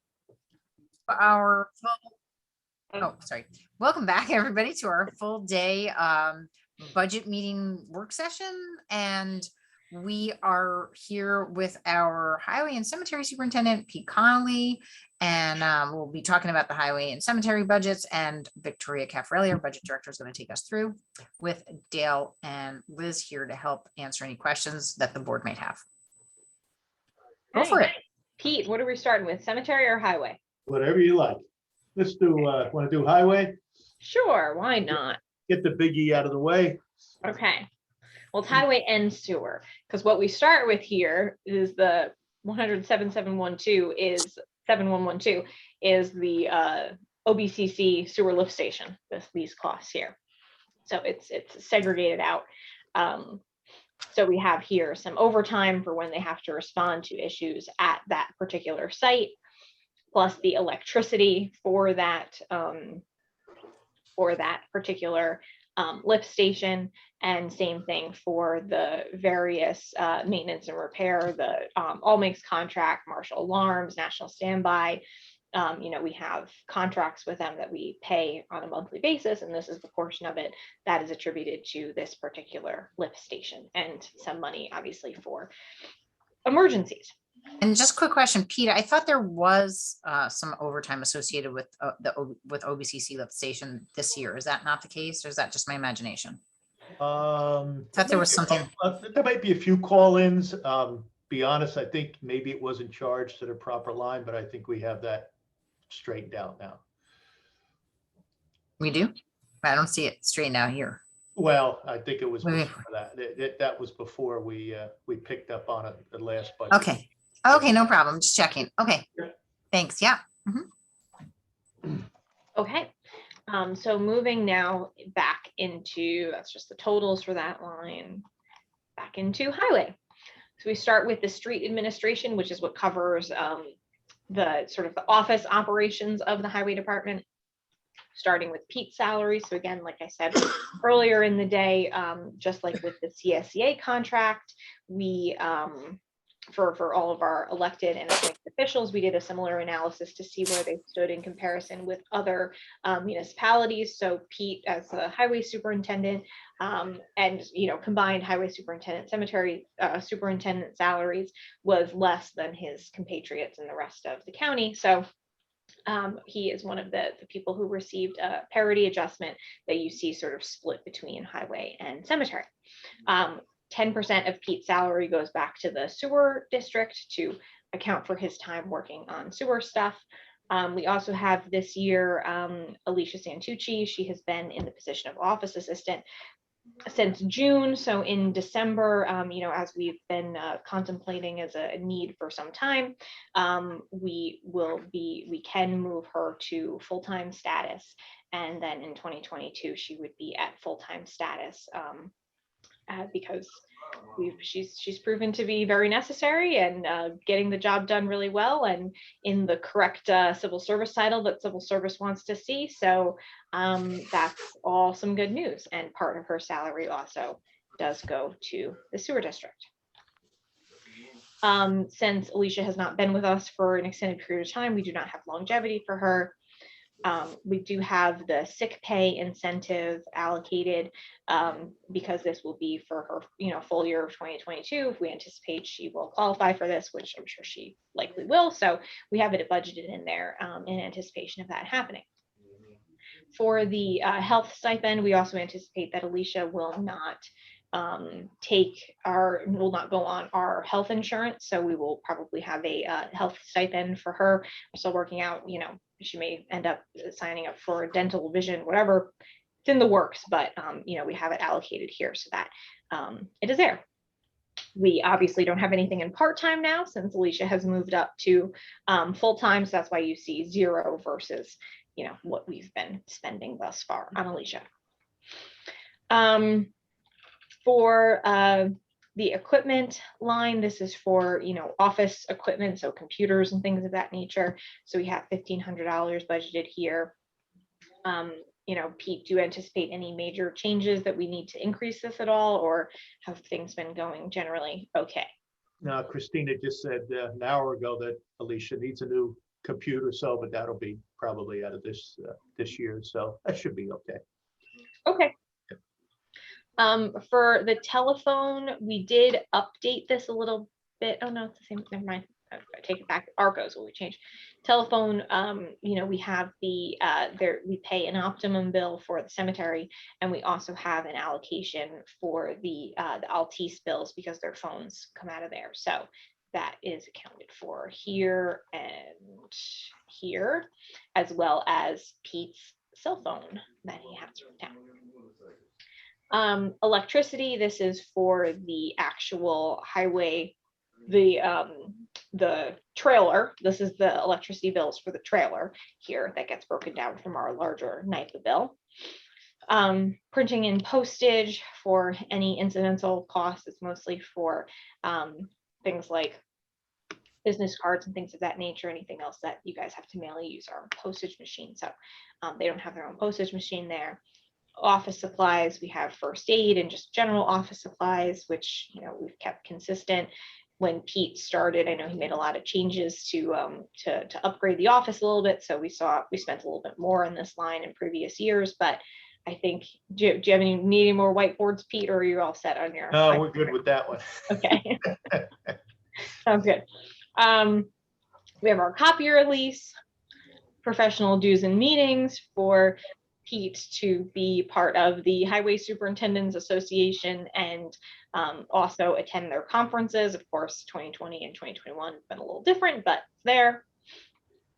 We have Labor Council, which is, you know, for obviously for Craig Olivo's bills.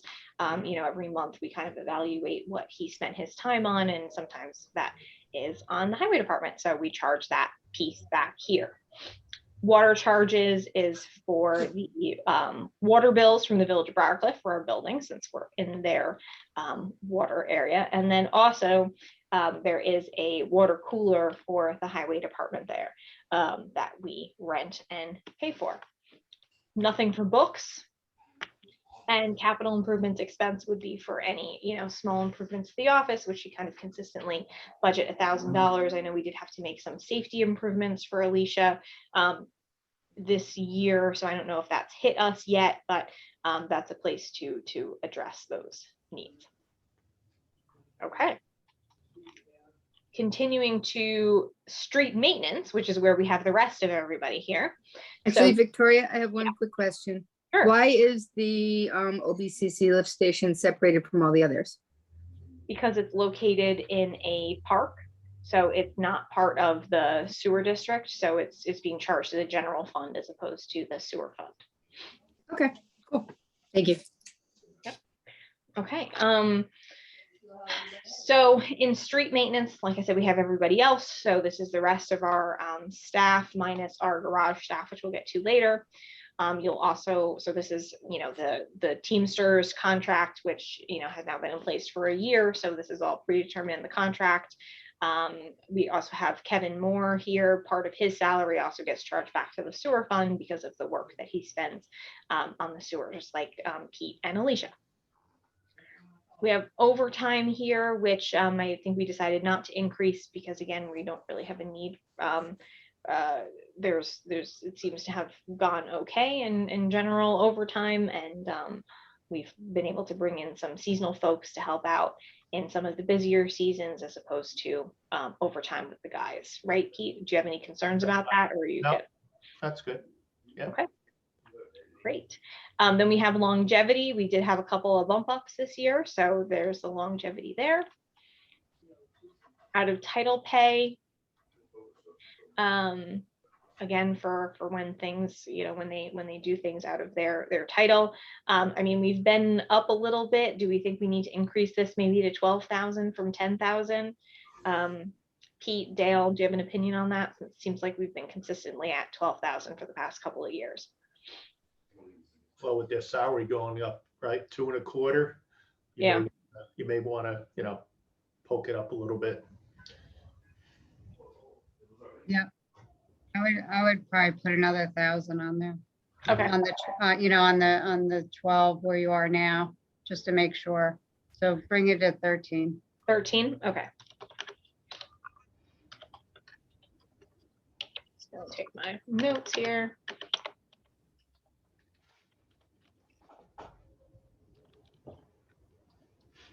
Okay. Then we have sick pay incentive. Sorry, it cuts off again here. But generally speaking, we do have quite a couple people who avail themselves of that. So we have it here. And then in part-time, we have amounts for summer help as well as the seasonal leaf pickup.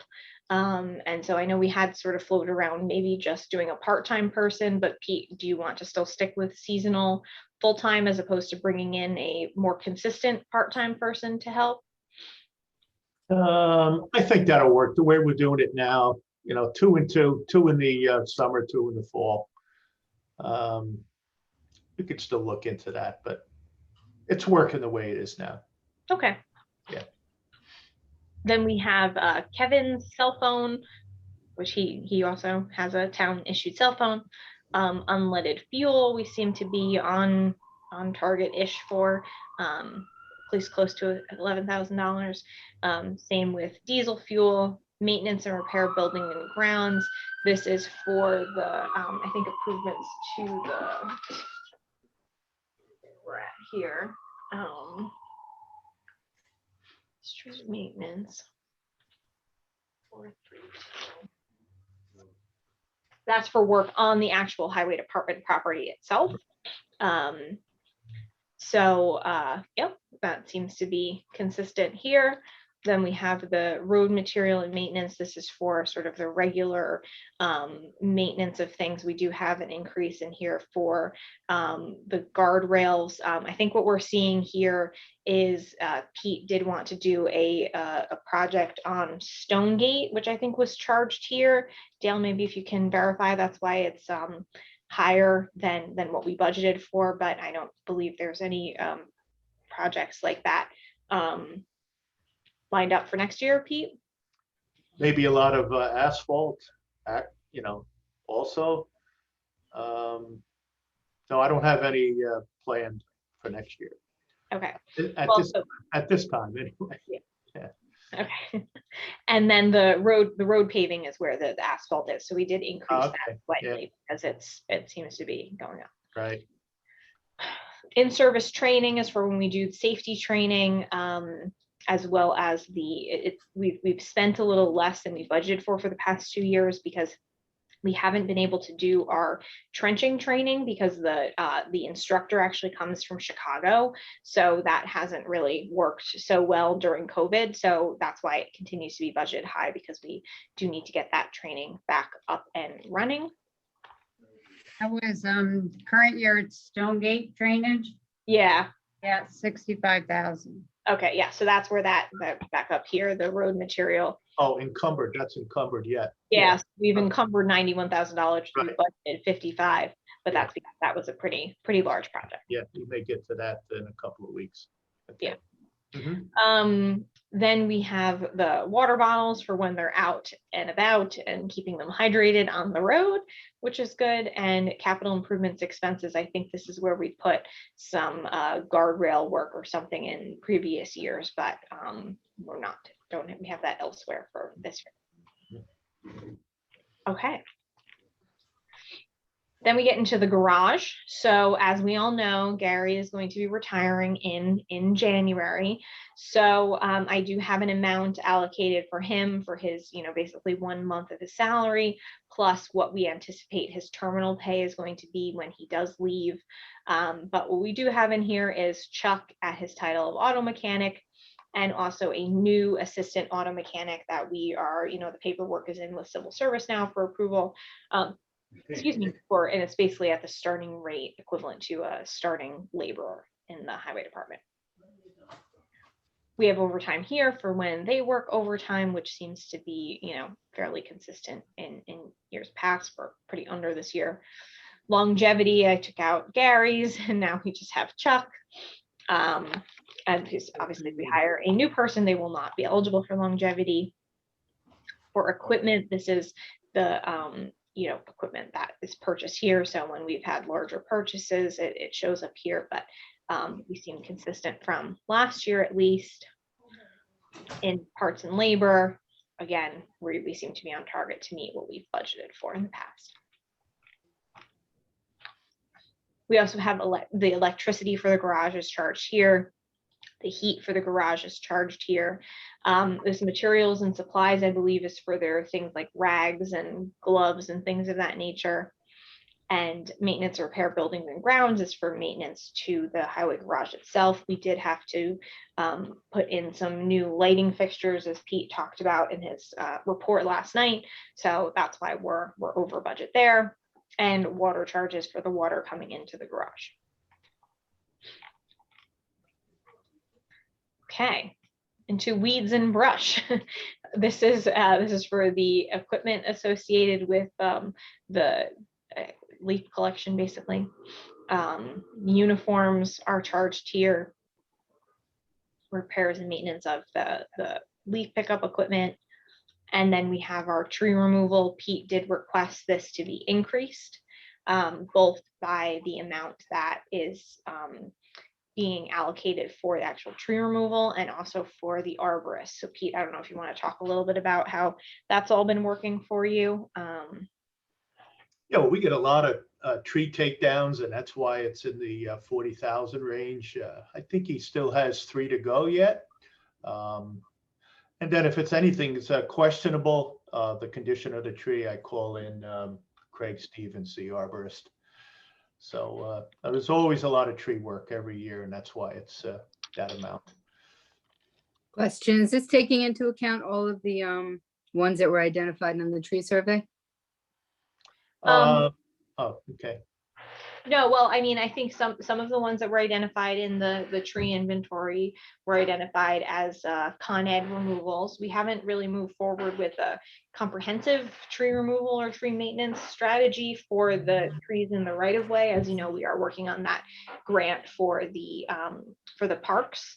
But you know, Pete does reference that document when he's working on these projects, and Craig Stevens is familiar with it as well. So But Yeah, I one was just wondering question- if we were putting extra money in there to accommodate that. I mean, just that we're keeping up with it more than we ever have before, I would say. Yeah, most of my calls are from residents concerned about a dead tree or one that's in distress, ready to go and fall into the road or on their home. So, and if it turns out to be a town tree, then we authorize it. And if it turns out to be a town tree, it'll been on our inventory. Mhm. Theoretically. yeah. Unless it died since the inventory. Yeah. Yeah. But then you're not taking it down. Okay. Okay, thank you. Lots of trees. Okay, then we have snow removal. Our overtime line at $8,000. We've already used 66 for the year. Hopefully, it will continue to be a mild late fall. Gosh, why do you say those things? What are you? Tomorrow are will you- snow. Well, haven't we already gotten our Gosh. our blizzards for 2021? So I'm knocking wood here. No, okay. stop. As long as we don't have whatever that crazy November storm again. Hopefully that was a once in a lifetime situation. So, and then we have out of title pay for that as well, which seems to be, we're a little bit over now, but we've been consistently in that range for the past couple of years. Contractual, this is. Well, that's also because we had Gary out for whatever. I mean, we had that whole thing with Chuck. So anyway. Yeah. The contractual line is this line that we never thought about until COVID, which is if for whatever reason our highway department couldn't go plow, we have a very, very small allowance for this. And thankfully, I think, we did not need it during COVID, but it is there. And it's a reminder that, maybe we may encounter something like that one day, which is crazy. Anyway, materials and supplies, this is for, meals and things like that when they are working very long snowstorms. Salt, Pete is already, I think don't the salt people owe us a refund or something? I Over thought budget salt. I thought we were even Steven with Me them. too. I thought so too. Yeah, Okay. we went over like that. It's because it was crazy last year. We couldn't even get it. So Right. Oh, Yeah. well, you know what it maybe is, we had to buy salt from a couple places that weren't our usual. outside, yeah, and the usage of the vehicle to get it here from upstate New York. So that was all. Yeah, we never ran out, but it was getting a little close, and that's reflective in that price. Yeah. And we also, we also encumber the full amount with our usual contractor at the beginning of the year. So we may not have really spent $96,000, but we've Right. encumbered $96,000. So, when the year is over, we can kind of settle up and because we did have to buy it from other sources besides our usual contractor. That's what happened. So we owe a refund to ourselves, basically. That's where I was thinking. Sand, we are a little over 2, but yes, it was a little crazy there. That was for the same reason, because I had I was gonna put down sand if I couldn't get salt, so, yeah. I blocked out the salt shortage from my mind, so I hope that continues. Liquid calcium, we are under though, so there wasn't a run on liquid calcium there, Pete. Well, I mean, I'm gonna have to get it filled up again, but, yeah. I think we do have enough to get started. I don't understand that one, but yeah. It was used all year, so. Okay. Well, maybe we should be using more liquid calcium, since it seems to cost a lot less and go a lot farther. Mhm. Or maybe we need to make sure it's getting charged there too, Yeah, I'm and gonna not getting charged themselves. Yeah. Okay. Then we are in the sewer system. So again, here's the 10% of Pete, Alicia, and Kevin here in the sewer fund.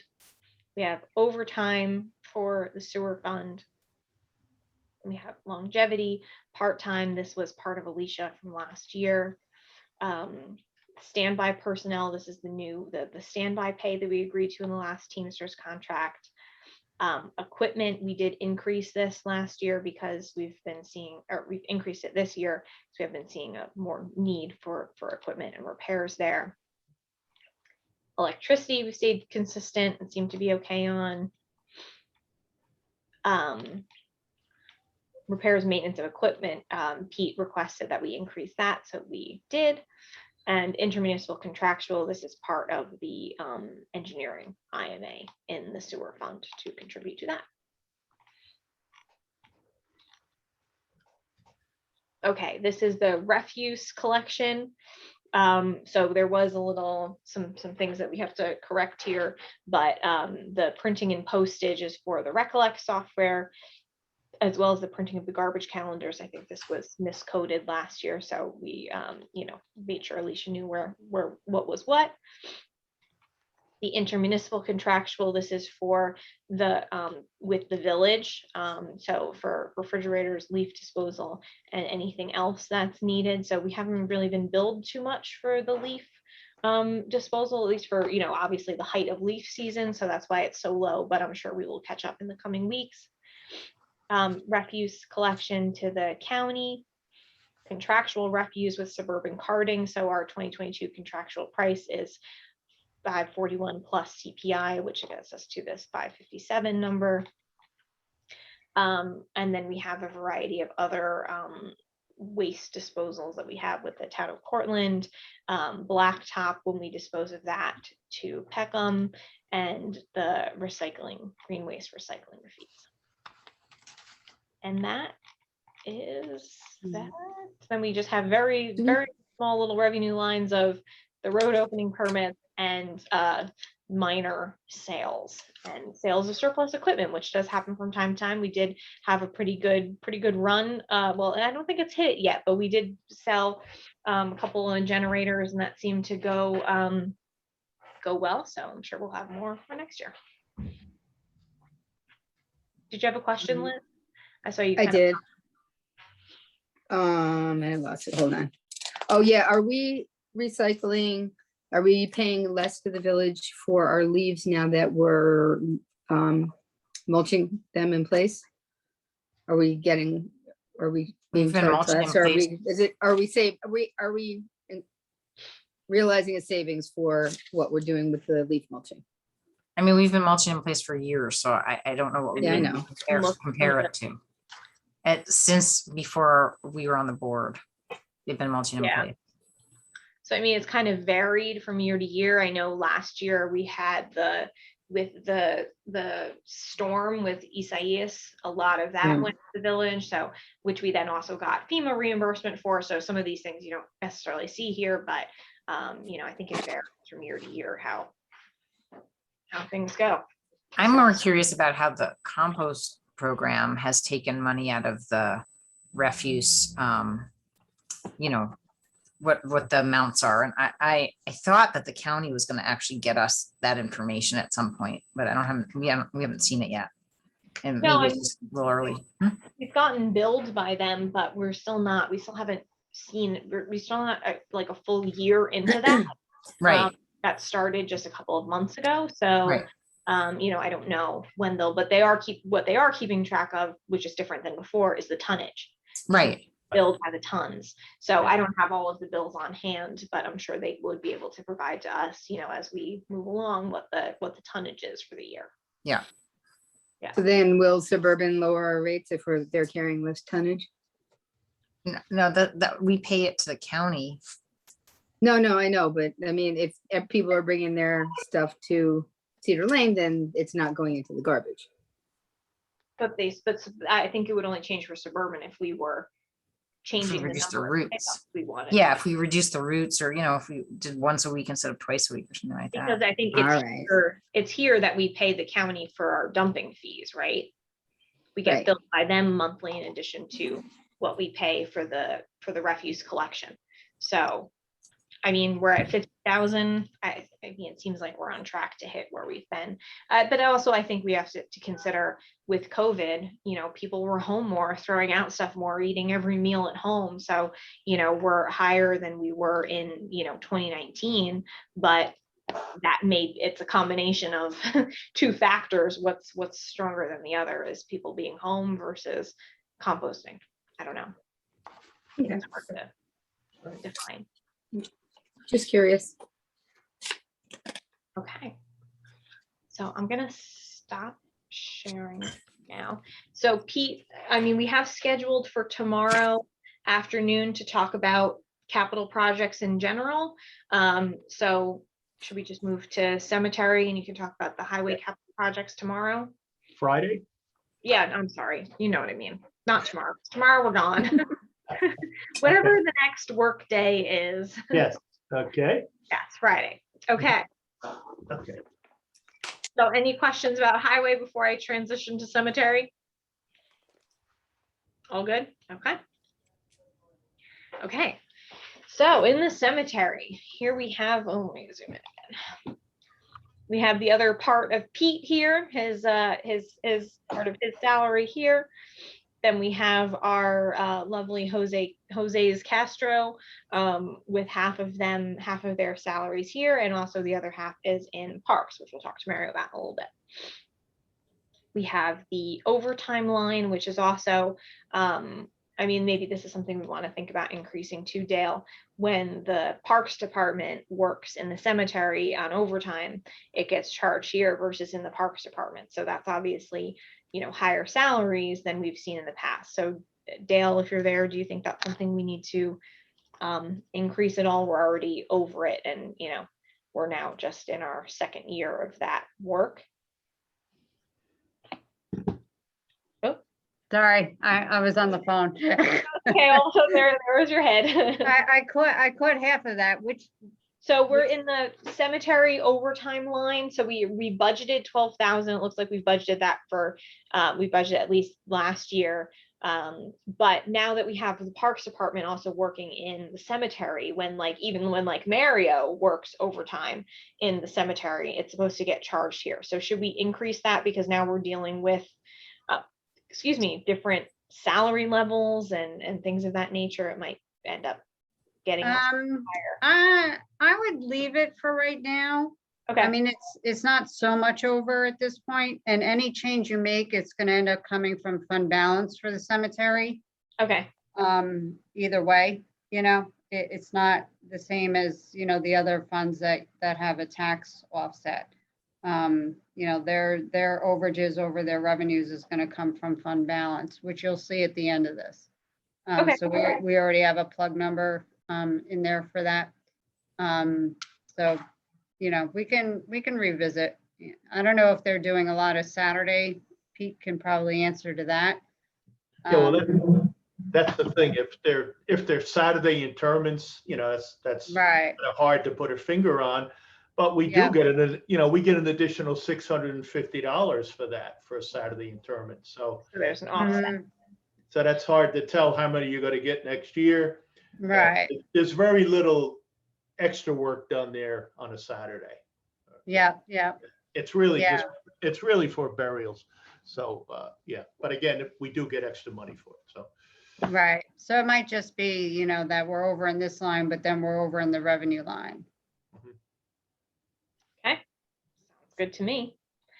Okay. Then we have half of the Jose's longevity here. Half of their sick pay incentive. We no longer have a health stipend for a short period of time. One of their employees was not on our health insurance, but that has since gone away. So that was there. In the part-time line, hold on. Okay, part-time, we have the part-time laborer that's been working in the cemetery for some time with a 2.25% increase like the Teamsters. Then we have we did bring in 2 seasonal laborers in the Parks and Cemetery Department last year that seemed to be very effective at getting things done and efficient. So we have included that as a budgeted item this year with 75% of the costs charged to Parks, but 25% charged to the cemetery.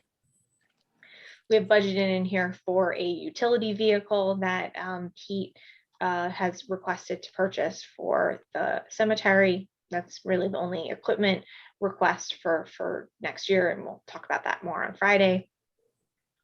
In the contractual line, we have Arco Cleaning, which I did reach out to them to confirm what the rates would be for 2022. They're not changing our rates from 2021, but I think we under budgeted a little bit there last year, so that's been corrected. Phone and internet for the cemetery, and we also charge a portion of Dean here when he does work on the cemetery website. Electricity for the buildings, heat for the buildings, printing and postage. Occasionally, I think Pete will purchase stamps, so we don't have anything budgeted here, but it's been a small amount thus far. Office and supplies, we did increase slightly because we seem to be going over in that in the past couple of years. Professional dues and meetings for Pete to be part of the New York State Association of Cemeteries. Conferences line for attending said conferences. Unleaded fuel for the cemetery also seems to be on target. Materials and supplies for the monument foundations. Seems like we've gone up a little bit this year, but still in keeping with what's happened in years past. Nothing gets budgeted here. Maintenance and repair buildings and grounds at 25,000 as in previous years. We have half of the uniforms for the Teamsters, Park Cemetery Teamsters, half, and then funeral clothing for the uniforms Pete requests that they wear during cemeteries. In-service training, this is for half of the cemetery guys to attend training. Again, it's lower than what we budgeted for in the past couple of years because we haven't done the trenching training, but we do need to catch back up on that. Then trees, we also have an increase here. Pete similarly requested an increase in cemetery fund for tree removal as he continues to stay on top of that. Columbarium plaques, when we order that for the columbarium. Water charges for the cemetery, I don't think we've been hit yet by the main water bill for the height of the season, so it's a little under still. And then $15,000 for monument repairs. We did increase this from years past because we continue to use that gentleman, and he's been very helpful at keeping up the cemetery. Indeed. And nothing in intermunicipal contractual. Sale of cemetery plots, keep at 70,000, though we have gone over in the past couple of years, which is not good, but also good. So we'll keep it there. Interments, also same story. Inscriptions, this is for when you change things on the gravestones, right, Pete? You charge for that. Yeah.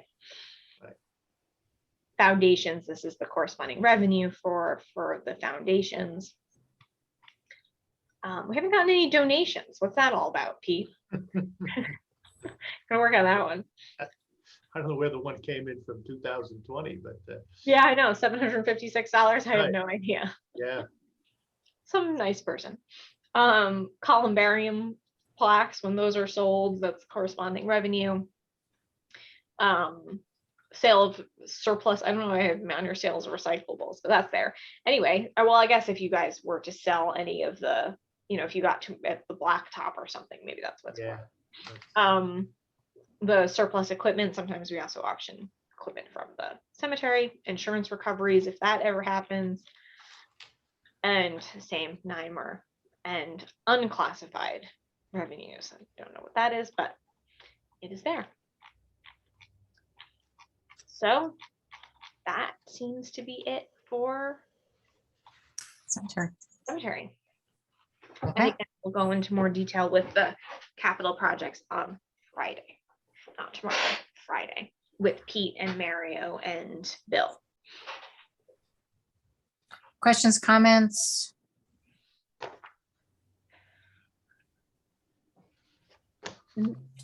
No? The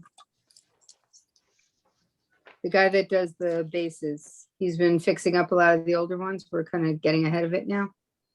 Yeah, well, As opposed to- it's probably our 4th or 5th year with Stewart Preservation.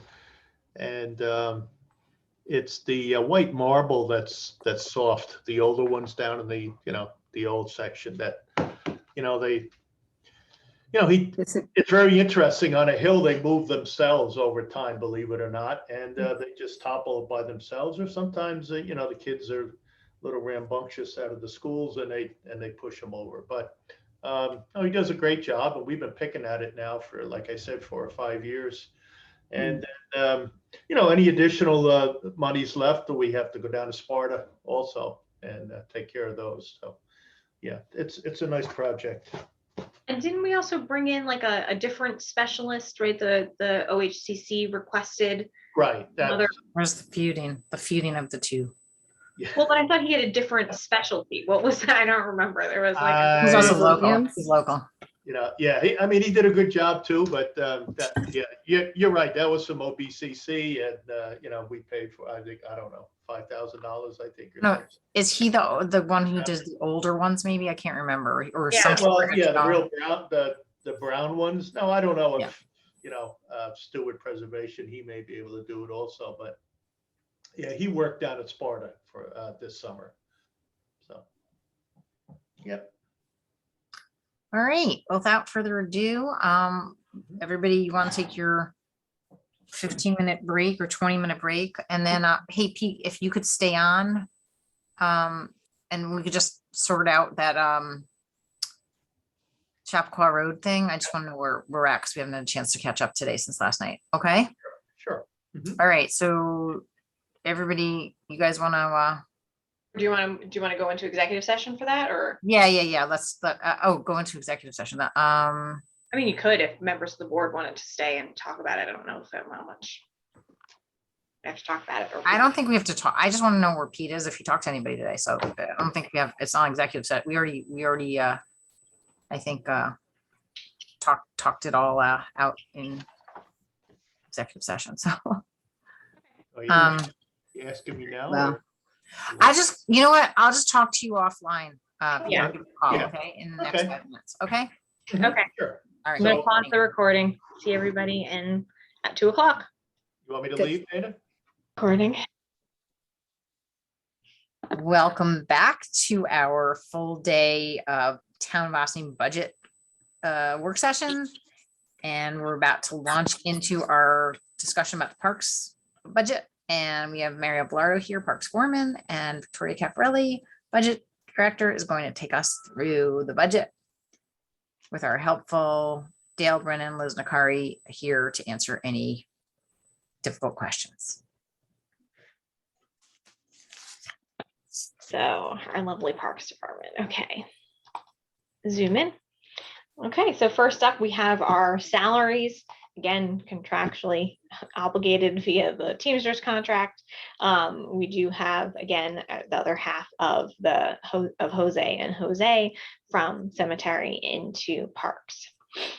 Have the parks overtime, which we did increase in this last round, because we do seem to go over $30,000 quite frequently. So we've increased it from 30,000 to 40,000. We have the longevity here, which includes for Mario, and then also half of each Jose, Mark, and Albin still have a couple more years to go before they start receiving longevity. Out of title pay, we've also kept at $7,000. We seem to stay within that a little bit more last year, but seem to be on track. Sick pay incentive, we do have that fully budgeted for because we do tend to take advantage of the sick incentive. For part-time, we have Larry here as our part-time laborer, as well as the two seasonal laborers we discussed earlier. This is just the portion of them that is in the parks budget. For custodial, this is for our weekend park attendant. So we have our part-time availability park attendant, $15 an hour. And we did sort of a rough calculation of how much we would need them for, and it's $3,600, which we seem to be on target for, because I think have the rentals pretty much stopped for the season, Mario? Anthony Yeah. hasn't been working anymore, or? Yeah, no, there hasn't been anything. I think that's it. And we're probably gonna winterize next week, so it's gonna be it. Got it. Okay, then in equipment, it is way over budget this year because this is where we charged the Scarifier, I think it was, that we bought this year, and probably also the trailers maybe too. The trailer and then the trade-in for the trailer may have landed here as well. So that's why it's so much higher than we usually budget for. But this is, usually for pieces of equipment like the blowers and lawn equipment and things of that nature. For telephone, we have Mario's phone and cell phone, the phone and internet at the Cedar Lane Art Center, as well as the Ryder Park phone and internet, and we seem to be on track. These are sort of the actual expenses we tend to see. For electricity, we did increase this because we are going to be upgrading the electrical at the Cedar Lane Art Center to accommodate the new air source heat pump system for the art center, which is going to make the electricity costs likely go up by some percentage because we'll be using the electrical source as opposed to the fossil fuel source of heat. So that will go up. We kept heat at the same so we can kind of evaluate how things go in the first year, but wanted to make sure we accounted for enough electricity there. Unleaded fuel, we seem to be on track right now where we've spent 8,000, budgeted 10,000, so we'll keep it there. Materials and supplies, this is for the cleaning supplies. We did increase this because they have been, with COVID and everything, needing more supplies, including gloves and things like that we didn't necessarily used to purchase. So that's why it's been more this year than in years past. We have all of our uniform allowances plus half of the Castro, 2 Castros there. In consulting services, we increased this to account for, there is a new software that Bill Garrison is introducing in the Village Parks and Recreation Department, and the town has paid a contribution to that as well. And so I think we just paid the initial startup costs, but that will be starting next year. And we do anticipate that it's like a project management type software, and it involves we may need to purchase an iPad or two to use the software. So we did increase that by $5,000 to account for that increase. And also this is typically where we budget for any costs associated with grant writing and any services we need to bring on for grants. So as you all know, we have our grant writer working for us, which is kind of charged elsewhere, but like we had recently for the Ryder Park project, sometimes we have to bring in specific engineers to assist with specific tasks for specific grant applications. So we want to make sure we have enough in there as well. In-service training, again, like in cemetery and highway, we're spending less than we're budgeting for, but that's because we haven't done trenching and shoring training, which we need to do and needs to be accounted for. We have our repairs. This is repairs auto equipment, 17,000 allocated for repairs, just general repairs. And then we've been charging the Nissan Leaf lease to this account because it's been used primarily by the Parks Department for the past couple of years. And we do still have at least another like year and a half of paying for that lease. So we're getting there. Water charges for water use at the parks, maintenance of ball fields. We were very much down in 2020 because of COVID and all that stuff happening, but we've come right back up. So that's definitely needed. Also, with the water charges, we're still trying to figure out what happened with Ryder, and also I don't think we've been charged yet for the spray park. That is correct. So yes. I think we're gonna be over in that line. And there was a leak at Ryder Park, so a big one. Yeah. That was undetected until recently. Indeed. That mean it'll go down next year? Hopefully, yeah, I mean, because it's definitely gonna, 18,000 isn't even close. I'm sure it's gonna be at least 40 this year, is my guess. Boy. For the water. Water. Yeah, because the rider won that 1 month. What was it? It was 10,000, right? Yeah. Usually it's like 2,500. Yeah. So yeah, we were like $8,000 over. So You yeah. find the leak yet? Mary, I thought you were gonna do that. Wasn't that something today in your list? No, I gotta call DMAR. I'm gonna winterize. When we winterize, hopefully I'll find it with the air, because we can't find it. They can't. Oh, okay. I gotta Right. talk to DMAR before we shut the water down. If he has, I know he has special tools to listen, but we narrowed it down to the one field, but it's tough with all the rain we had. So Okay. it was tough to narrow it out. In progress. Okay, so repair and maintenance of park facilities on the next page, but the titles here, so just, so we did increase this significantly because of where things fell once we, totaled everything out, and we were under the cap. So because we always end up spending a lot more in our parks maintenance than we budget for, we threw a lot of that overage into there. So that's why you see it's like an 80% increase, but it's actually probably closer to what we've spent in the past. We have also kept tree service, so there is part of it with the tree grant that we're going to be accomplishing. Actually, it's probably going to happen in 2022 in the winter. But that's grant funded, so we don't have to go too crazy there.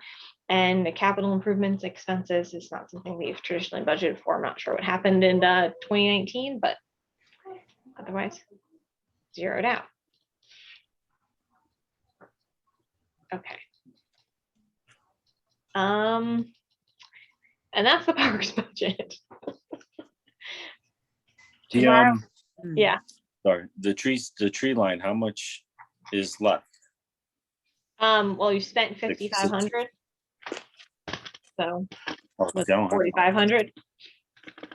All right, yeah, because I had 2 jobs just done at Ryder, and then I was gonna have some work done at the dog park because it's getting really bad. And this new guy finally, he's good. He's a second annual bidder. Yeah. Oh, nice. We were supposed to do. Andy had called me to do Con Ed tomorrow, or the thing at Cedar Lane with Con Ed, but then they Yeah. canceled, so I Oh. have to do that. But That's too bad. all right, Okay. I'll see. So it's 4,500. You said? Yeah. Okay. But do you have to do some trees at Cedar Lane too? Is that what the Con Ed meeting was? Yeah, there's a tree on the wires. I don't understand why they don't do that, but okay. We can have that conversation offline. Okay. Okay. I'm gonna stop sharing. We're gonna talk about capital projects on Friday afternoon, unless there's anything you want to discuss now or Votes. goats. Are don't there know. capital projects? We have it listed as invasive species management. So no, the capital project does not say goats, but it's implied. One project, one thing I forgot to do was if we're gonna do something with the parking lot at the waterfront. Mm, Well, we're gonna hopefully get money from FEMA for that. That was that call the other day, Right. that we might need to get some kind of a proposal that we can submit to FEMA to have that, not only $100 reimbursement for materials, but, a better fix for that so that if it floods again, it doesn't get washed out. Well, it's already washing out anyway, because, you know, the tides have been high and the rain and everything. But, I mean, I have pictures of it, fully washed out if you need them. Probably we do. Yes, we would like those fully washed out pictures very much. Those will be helpful. We have a follow-up meeting with FEMA, I think, what, next week or something like that? I can't remember when, I but think after Thanksgiving. after Thanksgiving. So yes, definitely send us those pictures. That'll be helpful. We are going to try to get help from FEMA for that as well as some culverts. So see where we got from the storm from Ida. So Do you want the washout only in the parking lot or the one around the building too? around the building too. Okay. Was there any other damage in the building that we didn't know about? No, the water didn't get in at all. It just undermined the sewer tank. It took the dirt out from underneath the septic tank, the sewer lift. And Pete looked at it, said it's fine, so we shoveled the dirt back in, shoveled gravel and dirt back in. That was the end of that. Just as a side, and I don't know if this, I just got a proposal or an estimate, I guess I should say, from Joe Clark, who'd been looking into an electronic gate system for the boat launch. Mhm. And he just got back to me with a couple prices. So I think that, you know, that's something that we're gonna need to consider, and also how that ties into our OBCC agreement. Okay. Just a heads up on that. Okay. Mhm. And I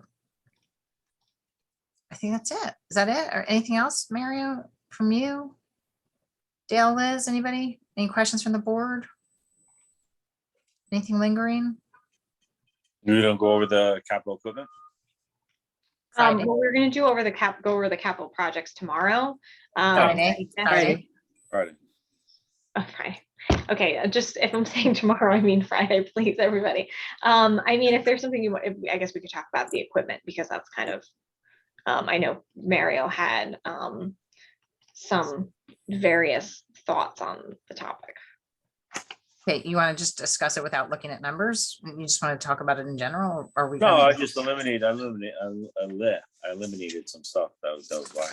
Okay, so Okay, what did you eliminate? The body for the truck for number 23, the aluminum body with the stuff, because I spoke to Gary and he said if we could try to get a new truck instead of that, and then we'll just do some repairs and he'll put the inverter in, because they just put it in their truck, the same style body, and then we'll just change some of the hardware out on the doors and stuff. So you're saying get a new truck instead of doing the body replacement? Yeah. Okay.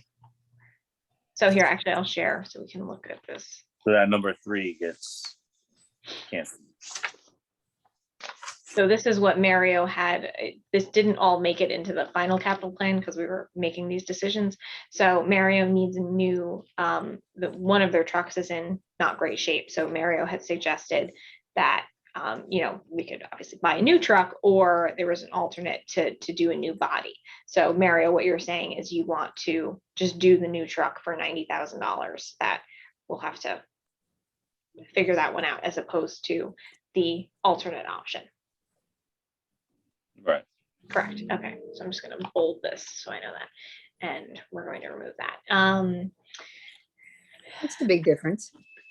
I mean, I don't know if it's that price. I have to ask Gary. I just totally forgot to ask him today too when I spoke to him. Whatever the last 4,500 Dodge we got, I don't think it was that much, but he Is just that he the one actually that Kevin drives? no 45. No, he's got an F-350. 45 is one of our dump trucks. Okay. Yeah, when is the last time we got one of those? I don't remember. Was it a couple years ago? When we got the 2 new trucks, we got the utility body, which is the one I use. The 4,500 is the one Mark uses, and then 21 is the oldest one we have. It's the green Chevy 98, I think it is. Wait, but that's the one you wanted to. That's the one you want to replace. That's the one that I don't want to. That's gonna need it. I understand. But yeah, I mean, we really don't put that much in the bed body now. It's all rotted out. But I know Gary just did some work to the engine on it just this past couple weeks. So hopefully it makes it through the winter. Indeed. Those are the famous Okay. last. So we can look back at that, or if you hear from Gary, let me know. Yeah, I'll Um, find out. I'll talk to him before the next meeting to find out how much we were spending on them. Okay. Then we had the new utility trailer, which did make it into the capital plan that was shared with the board already. There's also Mario needs a new utility vehicle, but as we'll talk about with Pete on Friday, is that Pete, the cemetery uses a utility truck like 24/7 all the time. The Parks Department doesn't use theirs as much. So the one at the cemetery is starting to age out of the cemetery's needs, but may fit the needs of the Parks Department. So we had discussed that maybe instead of buying 2 new utility vehicles, the Parks Department could inherit the cemetery one for the handful of times they use it, whereas the cemetery can get a new one because they use it like literally every day. So did you discuss more of that with Pete, Mario? No, I didn't. Give that some thought to that. Okay.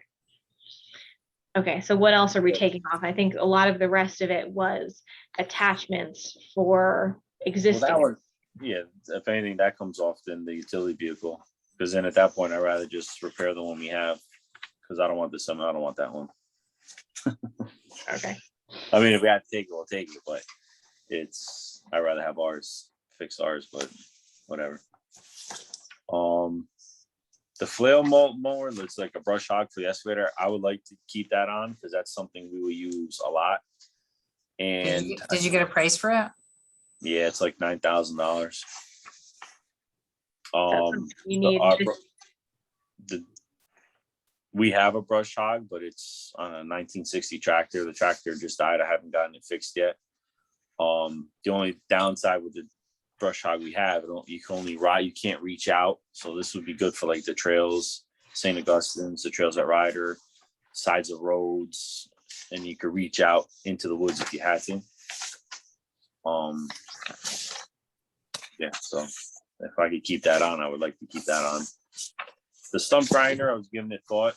I mean, the only reason why I put the stump grinder is after talking with that tree guy about stump grinding and stuff like that. I mean, any tree we've cut down, we've always cut it low enough. So to spend that kind of money, I mean, worst case scenario, if we had, I don't know, stumps to grind, we could either rent the machine or call a stump grinder in. Agree. But to spend that, I mean, you're gonna stump a couple. Oh, you're gonna grind a couple stumps a year. It's not even. Not worth it. I don't think it's worth Absolutely. it. Nope. Okay, delete. Okay.